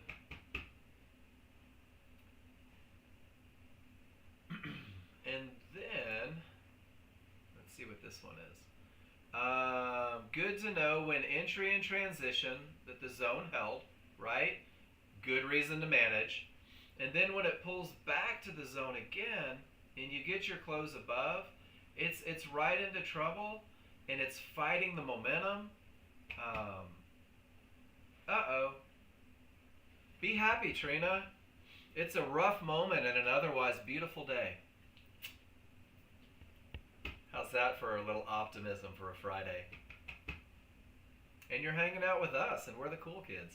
Jen, great patience. From the transition side against all that momentum, trading directly into a zone, you're like, I'm cool with out of it. That sounded good, isn't it, Paul? Getting hungry. And then look at it dance. I love it. Weak side, tons of room. And guys, there's that dance that happens trading in determination conditions. And you're just waiting. Just waiting. Great job, Jen. And then there's that counter trend trade again. When they make the termination, whoo, you got a little jumpy on those triggers, but there's your pattern again. And super fast management. Super fast management. Gracie cake in the morning? That sounds so good. That sounds so good. We're all so domesticated, aren't we? And then Jen, that's why quick profits are so important going counter trend. Because it is counter trend. And once again, expert on that. Into a zone. Sometimes the big girls and boys have ideas we have no idea about. I agree. What's cool though, guys, is when you take the right entry, the close on the correct side, those huge pushes are very much a potential there. All right, spooky trade. Well, it is Halloween season, right? Triggers up, price on the strong side, no space to the next area. No space, but you do it anyway. I like it.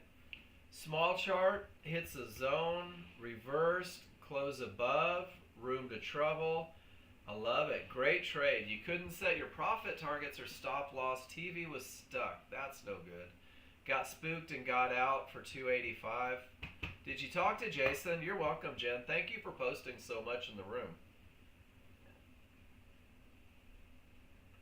I'm glad that with the challenges, Victor, you were able to pull almost $300 out of it. And then Wayne going counter trend again. And guys, we're seeing a lot of this, but we're seeing it from the people that believe in termination conditions. I think that's important to note. Every counter trend trade has been from a large chart termination. And every counter trend trade has not fought the trigger lines, waiting for a slowdown. And Wayne, that's awesome, man. And I like that you use the outer band. You're like, you know what? Outer band's a good target. Outer band's a good target. I'm going counter trend. I don't have to be greedy. And from 99 to 05, 54 ticks in less than 3 minutes at what, 10 bucks a tick? Almost $550. And it's the management, guys. It's the patience on the entry. Nicely done, Wayne. Nicely done. All right, first trade. 15-minute up, weak side, clear path, 1 minute, odds favorable momentum, and just right into the area, right? Never let it break. And it just didn't work out. And then the second attempt pulls back. There's your close above. And Paul, how cool is this? There's your right to not get in. And then you come back and you catch it awesome. Right at 60, you take the second chance. So there's a good example. When they're down against you, just because the first one isn't perfect, sometimes there's a second chance. You're in at 60, out at 80, 1,050. And then Paul, can we use this as an example for everybody in the room? Because what you did is what I do 1,000 times a year, it seems. This is the trade that didn't have room, right? Just not a clear path, and it costs $230, and it's a great lesson. And we're not going to pine about it. We're just going to say, all right, made a mistake. Cool. Let's move on. And Paul, that's exactly what you did, is you moved on. And when you moved on, you still took the right trade. And you took profits, and it's awesome. And you made $10.50. Now, here's the deal. Your net, $230, $10.50, $8.20 between the two trades, which is still unbelievable. It's unbelievable. But imagine, if you will, picture, if you will, where's my calculator? Just want you guys to see something. One avoidable loss like that over the course of a trading year, if you don't take that maybe trade, hypothetically, $57,000 throwing away a year. $230 doesn't seem like a bad deal, right?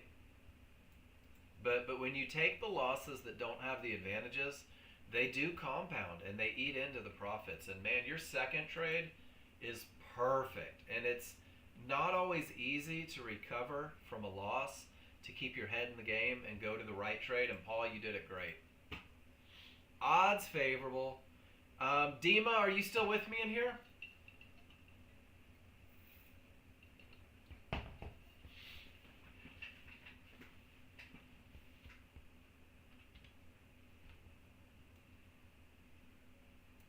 I want you guys to see why I think annotation is so important.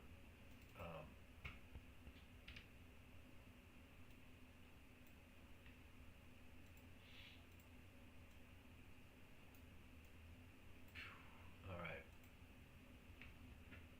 man, Dima, I hope you watch the video later. All right, so NinjaTrader users, odds favorable momentum, strong triggers, absolutely beautiful. Is there anyone that doesn't recognize that separation as strength? Cool. Outstanding. I'm going to say that I'm 1/3 of the way to the perfect trade. Now, Dima, you called this a clear path. I'm going to disagree respectfully. I have 3 out of 4 triggers through. Does everybody see that? I have 3 triggers through. And it takes 4 to be a clear path. Why is language so important? Because if I go into this trade with the understanding that its potential not clear, it just means I'm going to manage a little bit. It means that I'm going to focus on the perfect entry. It means that I'm going to make sure that I'm ready to make money, that I'm ready to get to zero loss. Does that make sense, everybody? When you recognize this as not a clear path, it sets you up for management.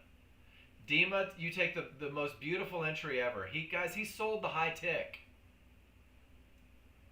And he gets paid half of it on the way down. And he gets paid half of it on the way to trouble. And now, Dima, the one thing is you said, I'm going to see if it wants to run. And this is nice. I'm going to see if it wants to run.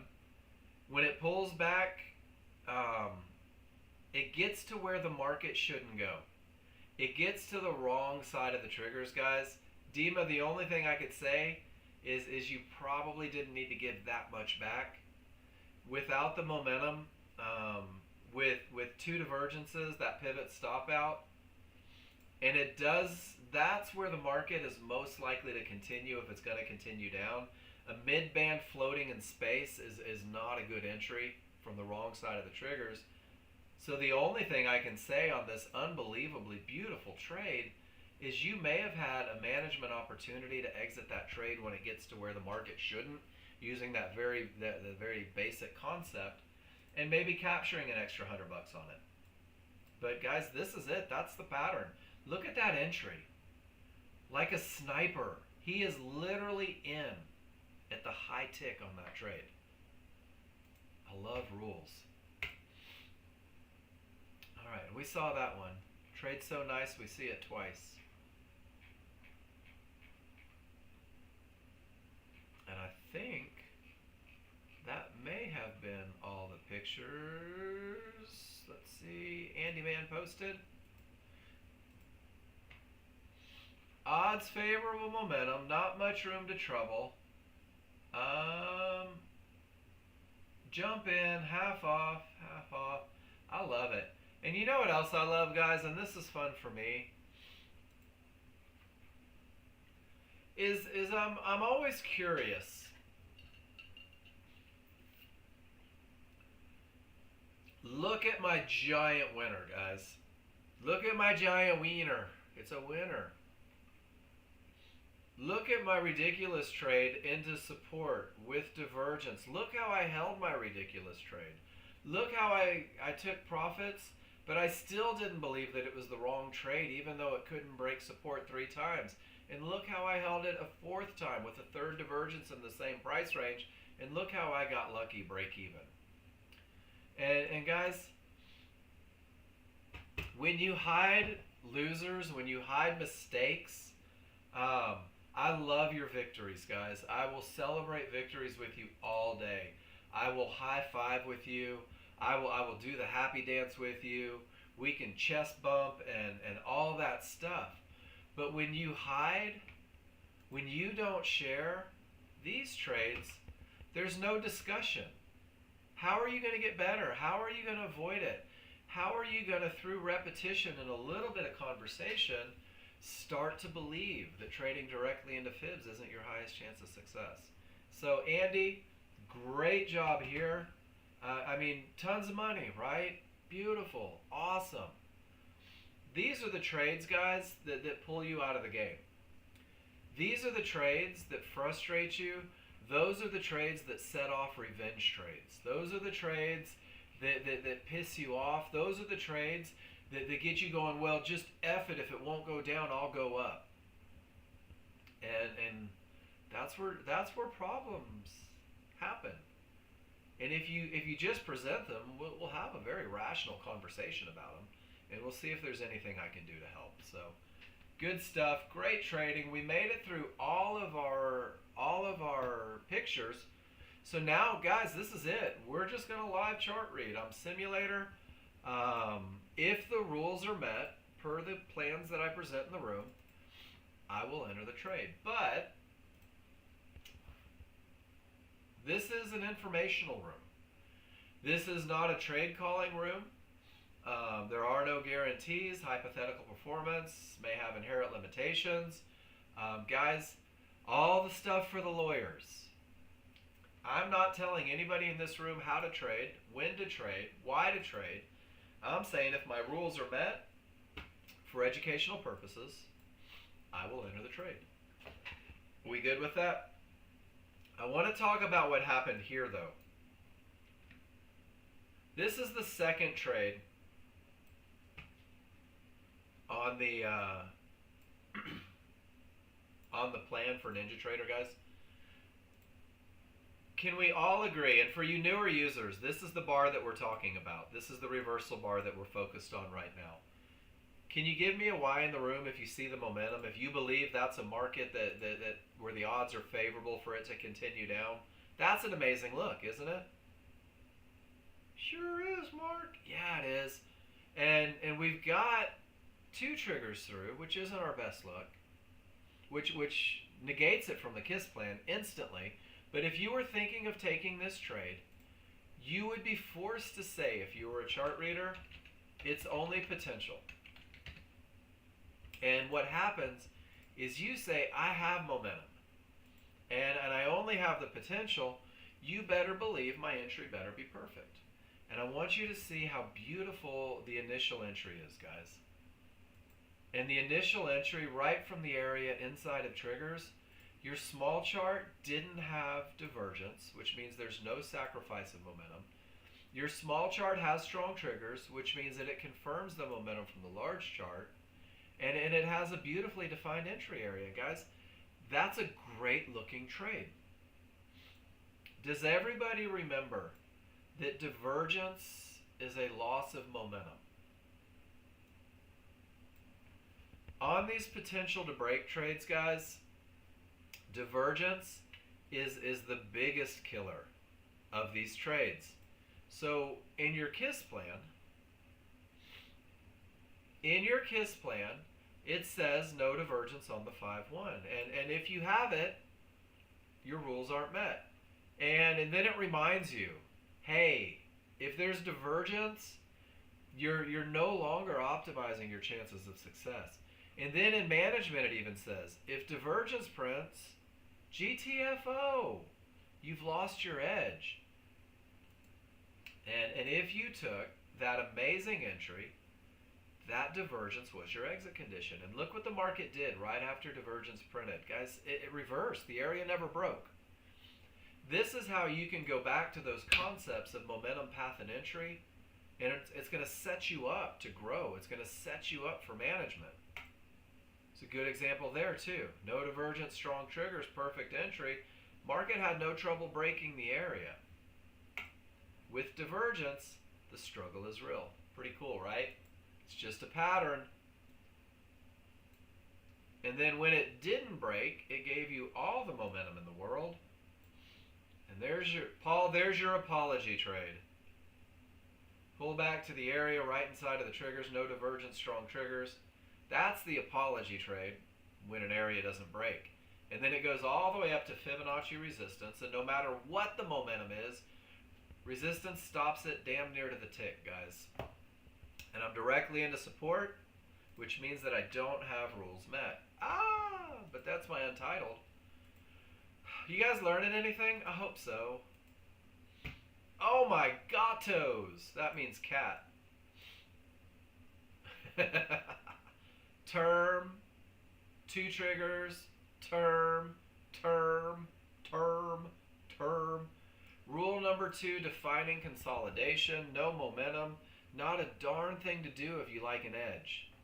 Not a darn thing to do if you like an edge, guys. No rules met, no trade.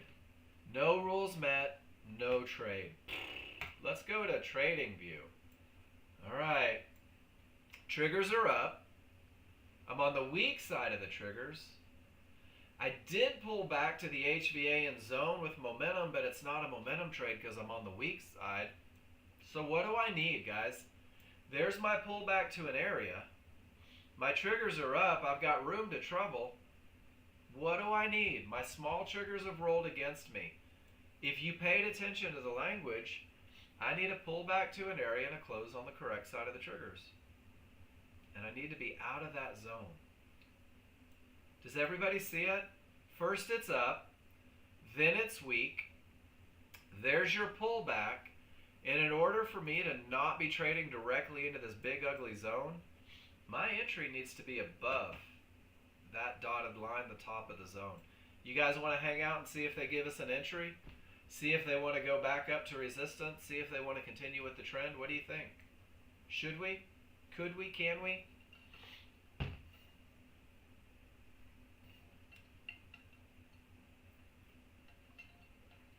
They just keep pushing though, don't they? Let's roll. Uh-oh. Whoa! There's a fight happening at a zone, guys. How crazy is that? I have 26 seconds before I have to make a decision. You know what I'd like to see? And this is where calling your shots is a thing. I want to see him dance a little bit. I don't want to see him close above the triggers yet because it's directly into one-to-ones at 51, and I don't really have any room. And if it closes above those one-to-ones, holy smokes, that would be 55. That would be 40 points. 40 points of risk. Whew, it didn't close above. Not in the trade yet. Is anyone cool with $800 per contract of risk on a trade that only has $100 to get to one-to-ones? Did you know that you can make decisions on entering trades based on risk? And if the risk is astronomical and it outweighs the distance, guys, it's your right to do nothing. It's your right to do nothing. S&P, triggers up, weak side, room to trouble. Now if this one closed above the triggers right here, from 72-ish, that gives me almost 4 points. That wouldn't be bad, would it? My large triggers are up, but my small triggers rolled, and they're still not giving the entry. The market continues down. There are no closes on the correct side of the trigger. I don't even have to look at my triggers. I got nowhere to go here. What's gold doing? Triggers are down. Dun, dun, dun. Let me reset my chart view. Uh-oh. Triggers are down. I've got room to trouble. I don't have an area to trade from, though. Jen, are you asking about the rules? The rules say you have to be on the strong side because that's odds favorable momentum. What happens from the weak side, Jen? Reversals, right? Yeah. And guys, look at that. You never get an entry. Now we're below trouble. The small triggers are trying to roll. I don't know if they're going to roll. I've still got 4 minutes until that bar closes. But do you see how your rules kept you out of hope and the market continued up? So let's start thinking ahead. Jen, if these triggers roll down, won't I be on the strong side of them? Everybody, do you see it? If these pinch and roll when that bar closes, I'll be on the strong side. I'll have room to trouble. And guys, I'll have odds favorable momentum on my small chart. If these triggers close down with that momentum, guess what? That would be a momentum trade. But until those triggers roll down, I got to sit on my hands.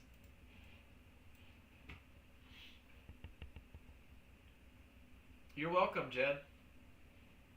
I think everybody in the room is going to make about 10,000 mistakes. That's why Simulator is so amazing. I think that when you start to make the same mistake, you start to see the mistake. And if you don't see the mistake, that's what I'm here for, is to help with that process, to help find a solution for the challenge.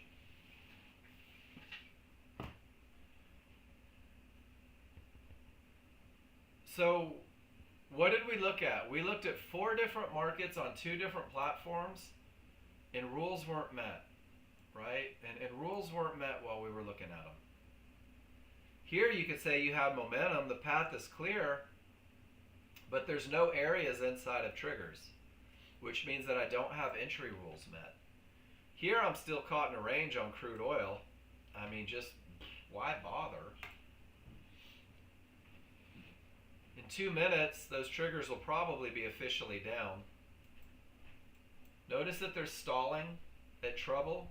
I hope trouble gives a bounce. I hope it pulls back to an area. I hope I get a close below my triggers. I hope they're setting me up for the most awesome trend trade ever. Does that make sense? Do you guys see how you can start to anticipate? These are down. I'm on the strong side. I don't have any areas for a momentum trade right now. Not yet. And for those to be officially down, I'm probably going to need this bar to finish closing.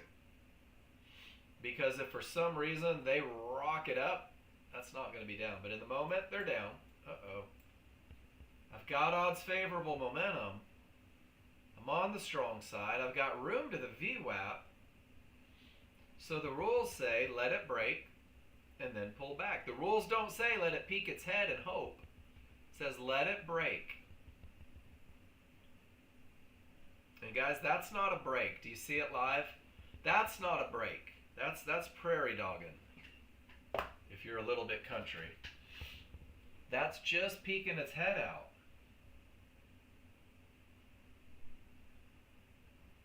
So we're patient. So we're relaxed. So we're not nervous.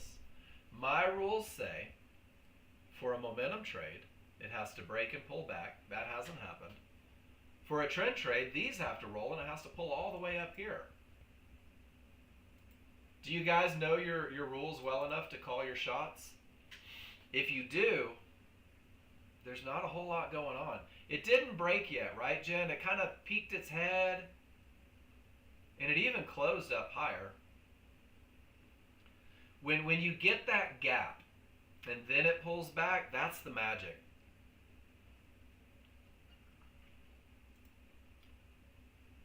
In 8 seconds, we will officially be down triggers. Now, Jen, there's a lot of you that if a bar closes below, you're willing to take that trade as a breakout, but it's not a true momentum trade. A true momentum trade, you're going to see like a gap. You're going to see some daylight between. And we'll just let this one play out. We'll see what happens.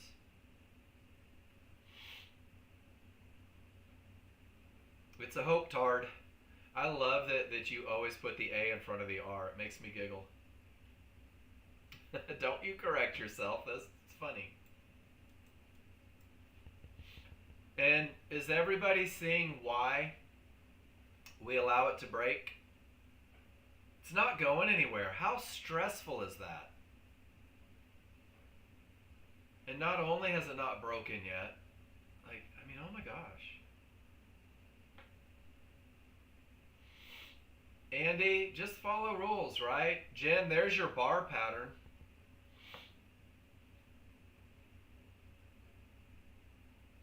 So guys, this is pretty cool because we were watching, we were anticipating. Now the small triggers have rolled. Now I need to pull back to an area. Then I need to close below. Does everybody see the avoidable loss there?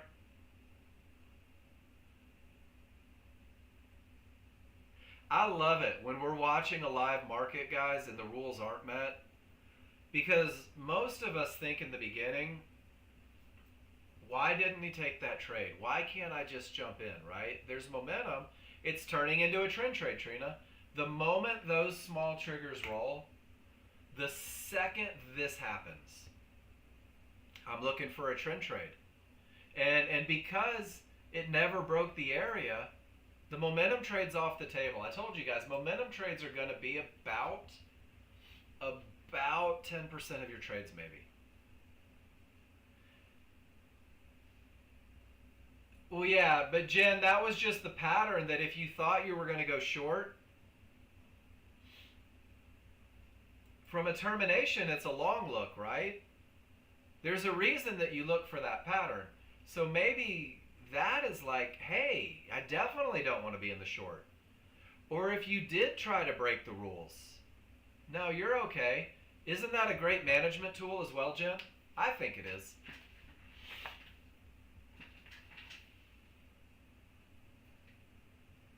Guys, forgive me if you can hear my sniffing. Trina, you called the shot, right? Trend trade's got to pull back to an area. But it's not just a pull back to an area, is it? We also have to get a close on the correct side of the triggers. And then I'm going to move my trend line down. My entry needs to come below the bottom of that. Does that make sense, Trina? I know you're learning to read these, so this is kind of nice to be able to go through it. Guys, when I watch the NASDAQ, this is the conversation that I have with myself. It didn't break. I don't have a momentum trade, and now my trigger's rolled. It has to come up to here, and then I would have to get a close on the other side. Look what your small triggers are doing up here.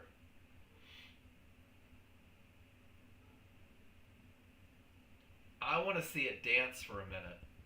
I want to see this market go sideways for 4 bars so my small triggers can come up and weaken. Because that's going to reduce risk, right? If I got to close below right now, oh my gosh, I'm right back into trouble. Jen, I don't teach a breakout to enter on momentum. I don't teach a breakout trade like that.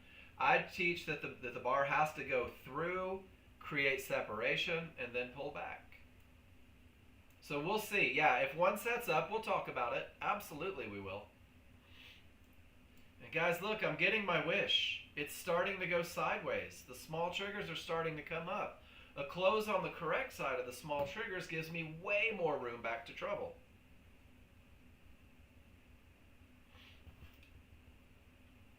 But yeah, Jen, if we see one, we'll do it. And a lot less risk, right, Paul? This bar still has 13 seconds. Let it dance. Let it dance. Let them slide. Weaken those triggers. It's crazy how often a little patience goes a long way. And then, Jen, if for some reason they decide to push up, we'll talk about what it looks like when they break above support before they pull back. You would have entered right there, right? Yeah. And Jen, it's not a horrible trade. But it does. It kills more people than it doesn't. It really does. That is the, oh shit, I hope it doesn't go without me trade. That's all it is. All right, we've got 30 seconds. We've got 25 seconds. Are they going to close below for us? Does anyone know? Do you know what happens when you try to anticipate a close, guys? I can't tell you how many times I've lost trades because I see it start to bounce below and I enter, and then it does exactly what it's doing right now. It starts to push up a little more. It's just not ready. There's your close. It's not below. Don't even need the magic 8 ball. But now we have another 50 seconds until we know if our rules are met. And guys, it sure doesn't look like that area wants to hold, right?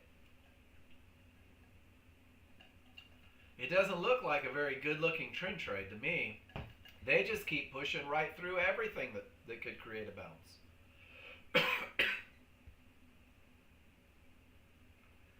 Jen, do you see how this bar opened above the zone? The bottom of the bar where the corners are above the zone.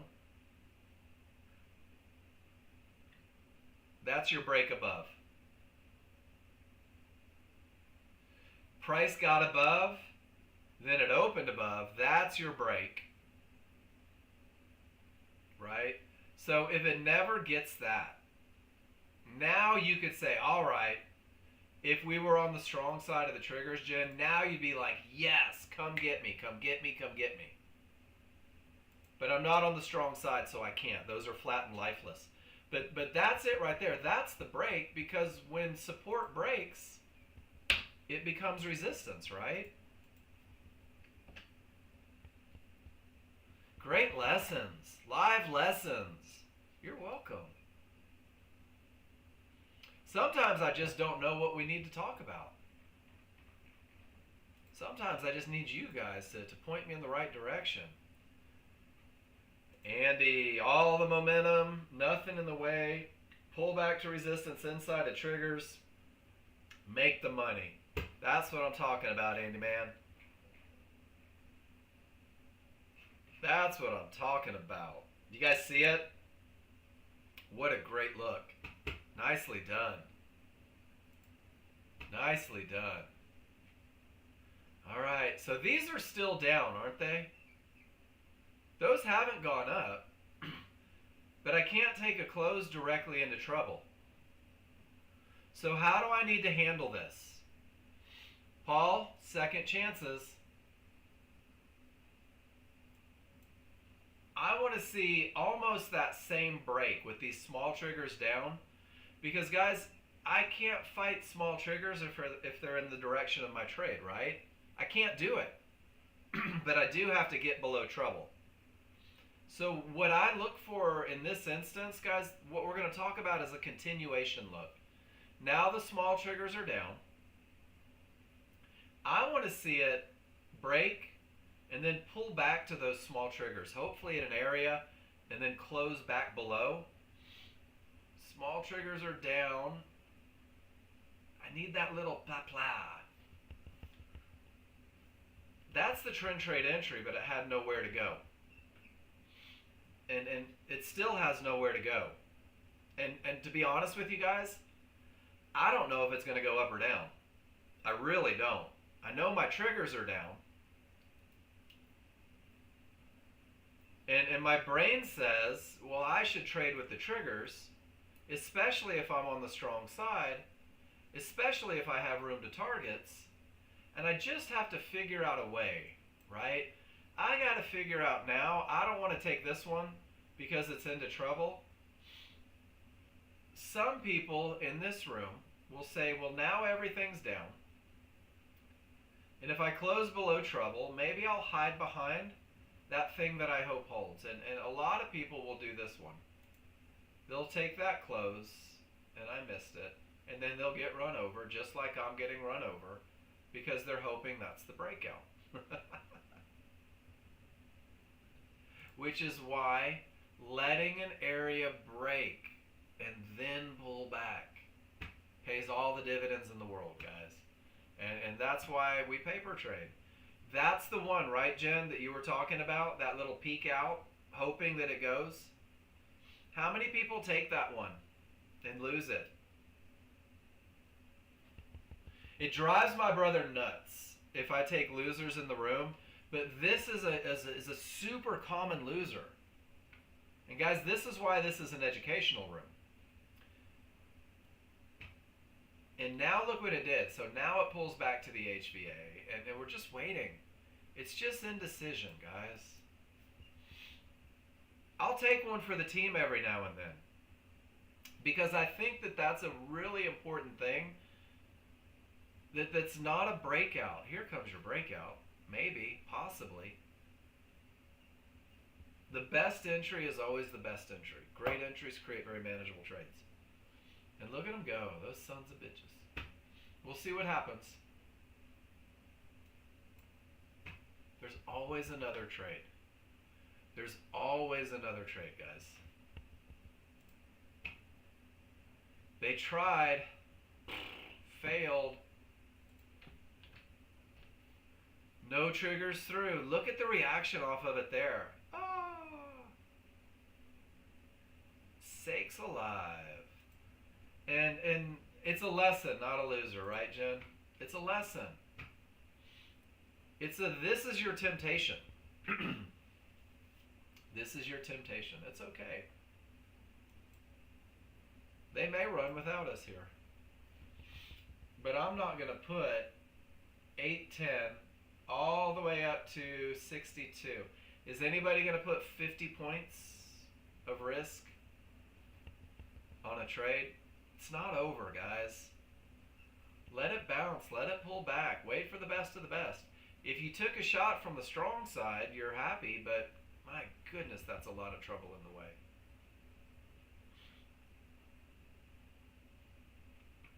I just like that you can't see the P&L. The triggers are down, and there's just nowhere to go. And there's that crude oil. Guys, look at all the tails, all the tries and fails at this zone. 1, 2, 3, 4, 5, 6. What's 7 times 15? 105 minutes, an hour and 45 minutes, where the buyers couldn't break out no matter how hard they tried. That's got to make you a little hesitant. All right, we're down. We're strong side. Get those markers off of there. I don't need executions on my large chart.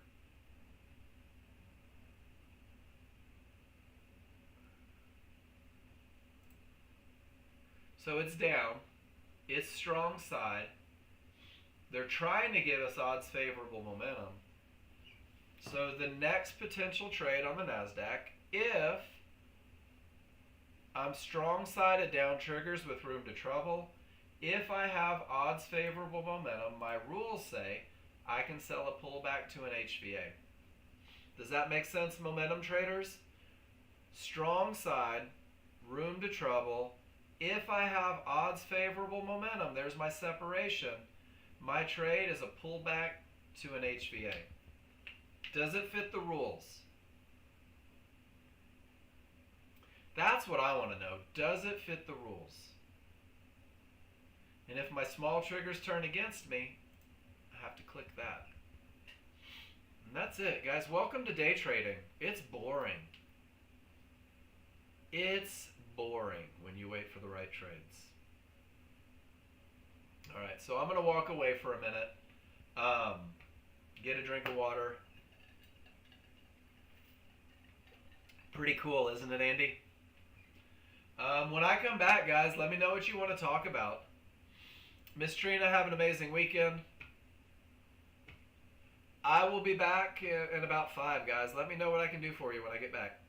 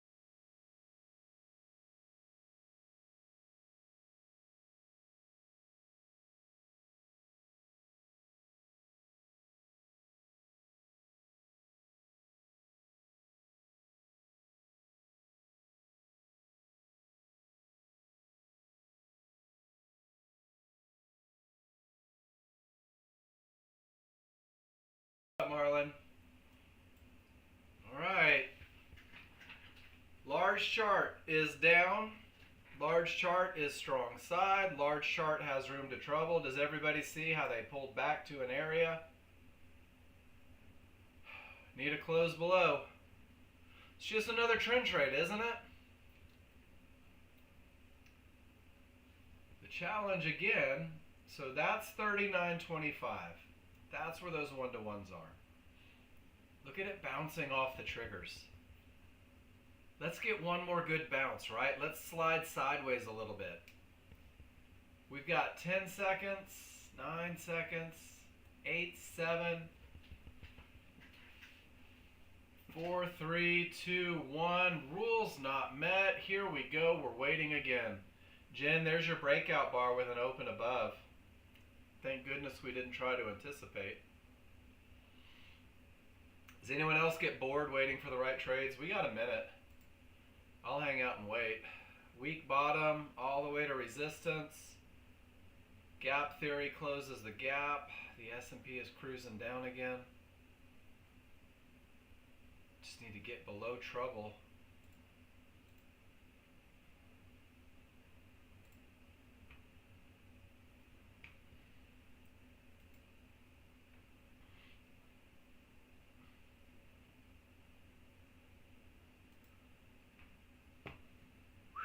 One-to-ones. They've already held twice. Does anyone believe that they can magically break them? From 48, that's a lot of space back to them, isn't it? There's your close below, guys. My plan, it can go without me. It can go without me. I don't like trading into one-to-ones. I have found that one-to-ones stop a market more often than they don't, even if it's momentarily. Do you guys see it? Wouldn't it be so much cooler to have room, a little running room to get to that trouble? A little bit of space. You've already had your rules met. There's no reason you can't enter on a pullback higher.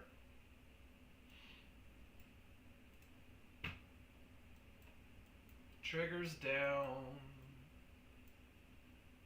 There's that little peak again, right into the VWAP. My VWAP's not showing on my large chart, but that is definitely a termination condition. Crude still stuck in a range, can't figure out what it wants to do. Gold, the trigger stayed down and it kept going down, and now we're at the line in the sand. This is where Wayne would be chomping at the bit for a potential counter trend trade if he gets his rules met. Oh, Jen, you had one. So, Mark, to clarify, we had a close below here and below the zone. It didn't peak. It was a solid close below. That would be the correct entry, Jen. Where does your stop go in that particular entry, though? And that's why it's kind of... So, for the trend trade, the only where the market shouldn't go stop is all the way up here. Does that make sense, everybody? When you're talking about initial stops and trend trades, and I've got them in here under management, stop would have been here, right? Behind the zone. That would be the I hope it doesn't come get me stop, Jen. That would be the I hope it just continues down, right? The trend trade stop goes above the pivot high until there's another pivot, and that would have been it right there. You want to talk about the difference between the two? And this is subtle stuff, guys. So, Jen, this one straight lines and peaks out, right? This one retested and then breaks below. It's about the same entry, but one of them put the fight in. It's a slippery slope. Because your pivot high is all the way up here, and it's 60 points away. Almost. 45 points away. $900 per contract away for the correct stop. Because that's the pivot high. And it's not uncommon to see a fight. To see him come back and go to try to retest. And that's why stops are there. Now, if you took this one, Jen, and you said, I'm going to take this one This is the area I'm hoping holds. And that's the language that you would have to use. I hope this area holds. You got stopped out. And very often the area does hold, but it's not a true stop. It's a okay, I'm willing to risk this stop to re-enter the trend trade. It's just a second chance entry.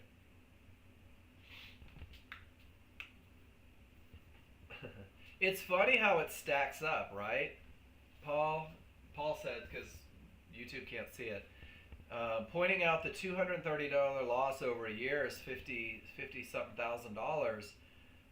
It makes you realize that losses can compound over time, right? And losses become what keeps us from, like, it's rarely not taking enough of the right trades.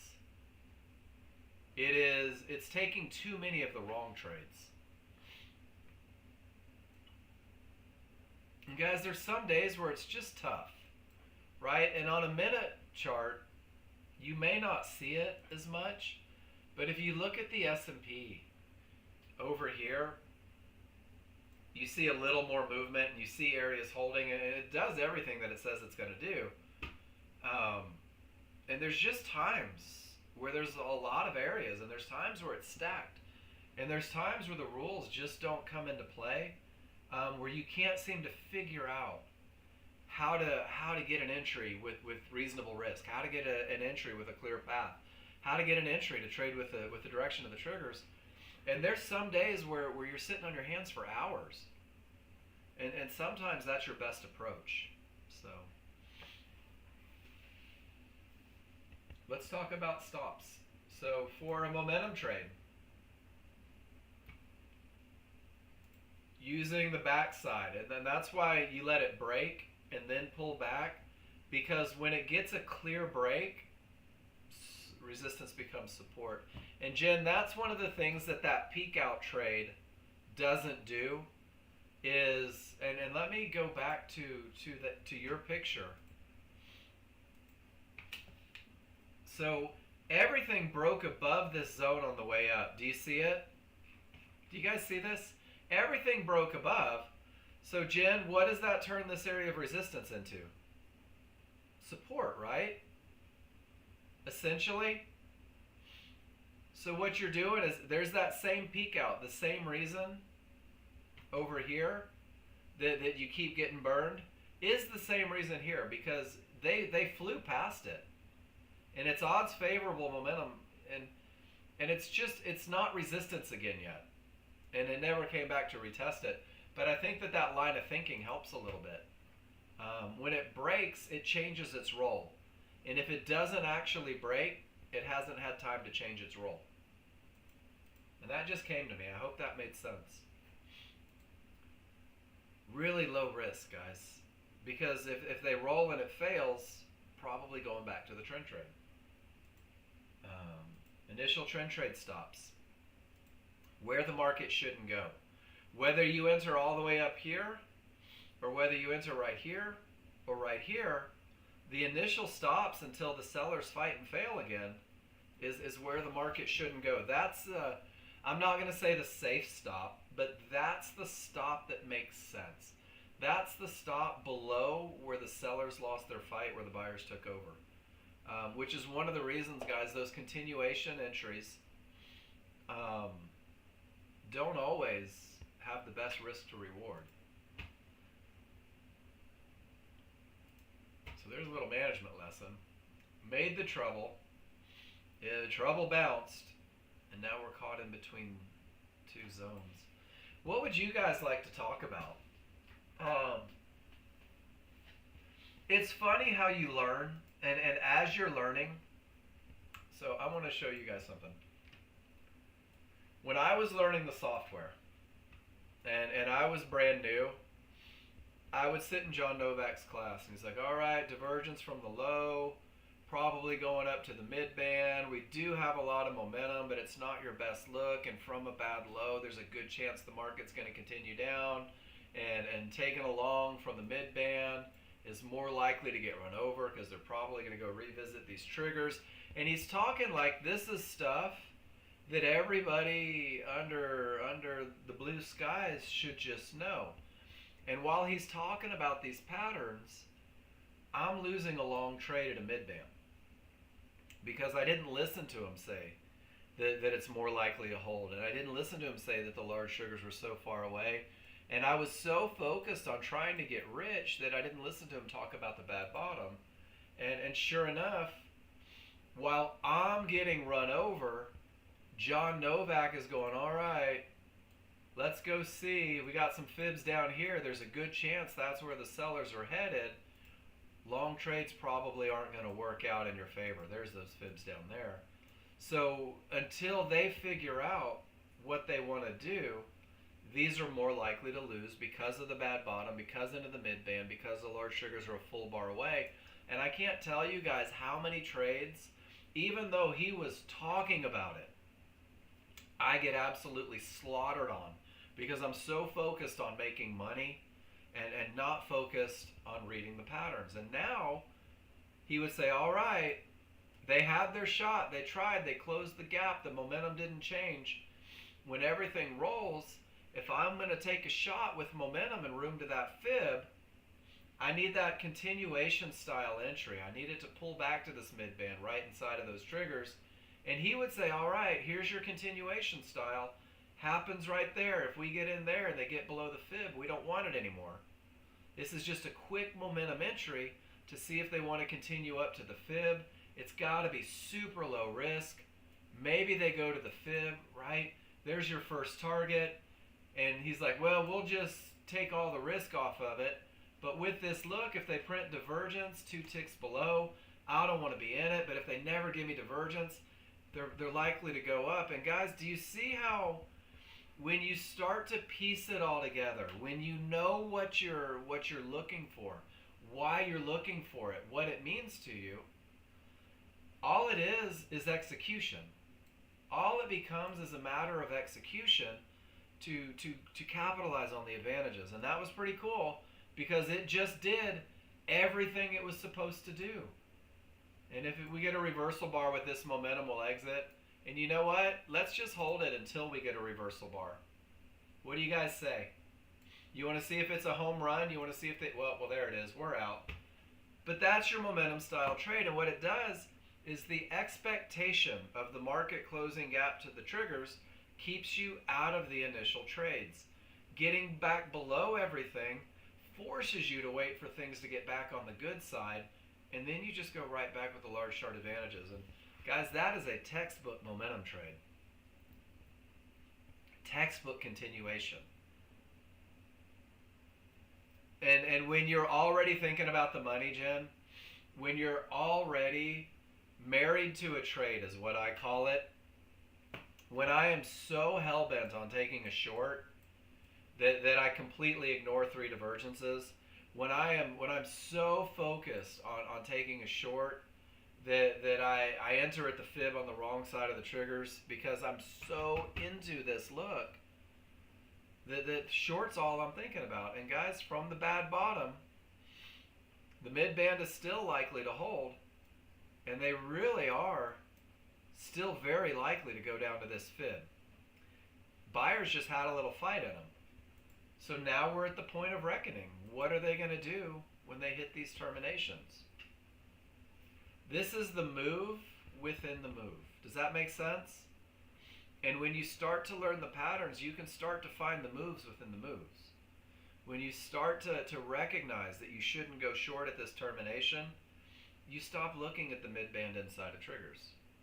Pretty cool, right? I talk a lot about chart reads, guys. Learning to read your charts, getting in tune with them, recognizing these patterns. It's crazy. It's crazy how you can almost predict what the market is most likely to do and not do. Look at that termination. Just no reason, right? There's just no reason. You know about it. I hope this is helpful for you guys. What else would you like to talk about? My throat's starting to hurt, so I'm gonna be a little quiet. I'm going to mute the room, guys, and post a picture, ask a question. Get me focused on a topic. You know I like to talk, so I'm here. It's just muted.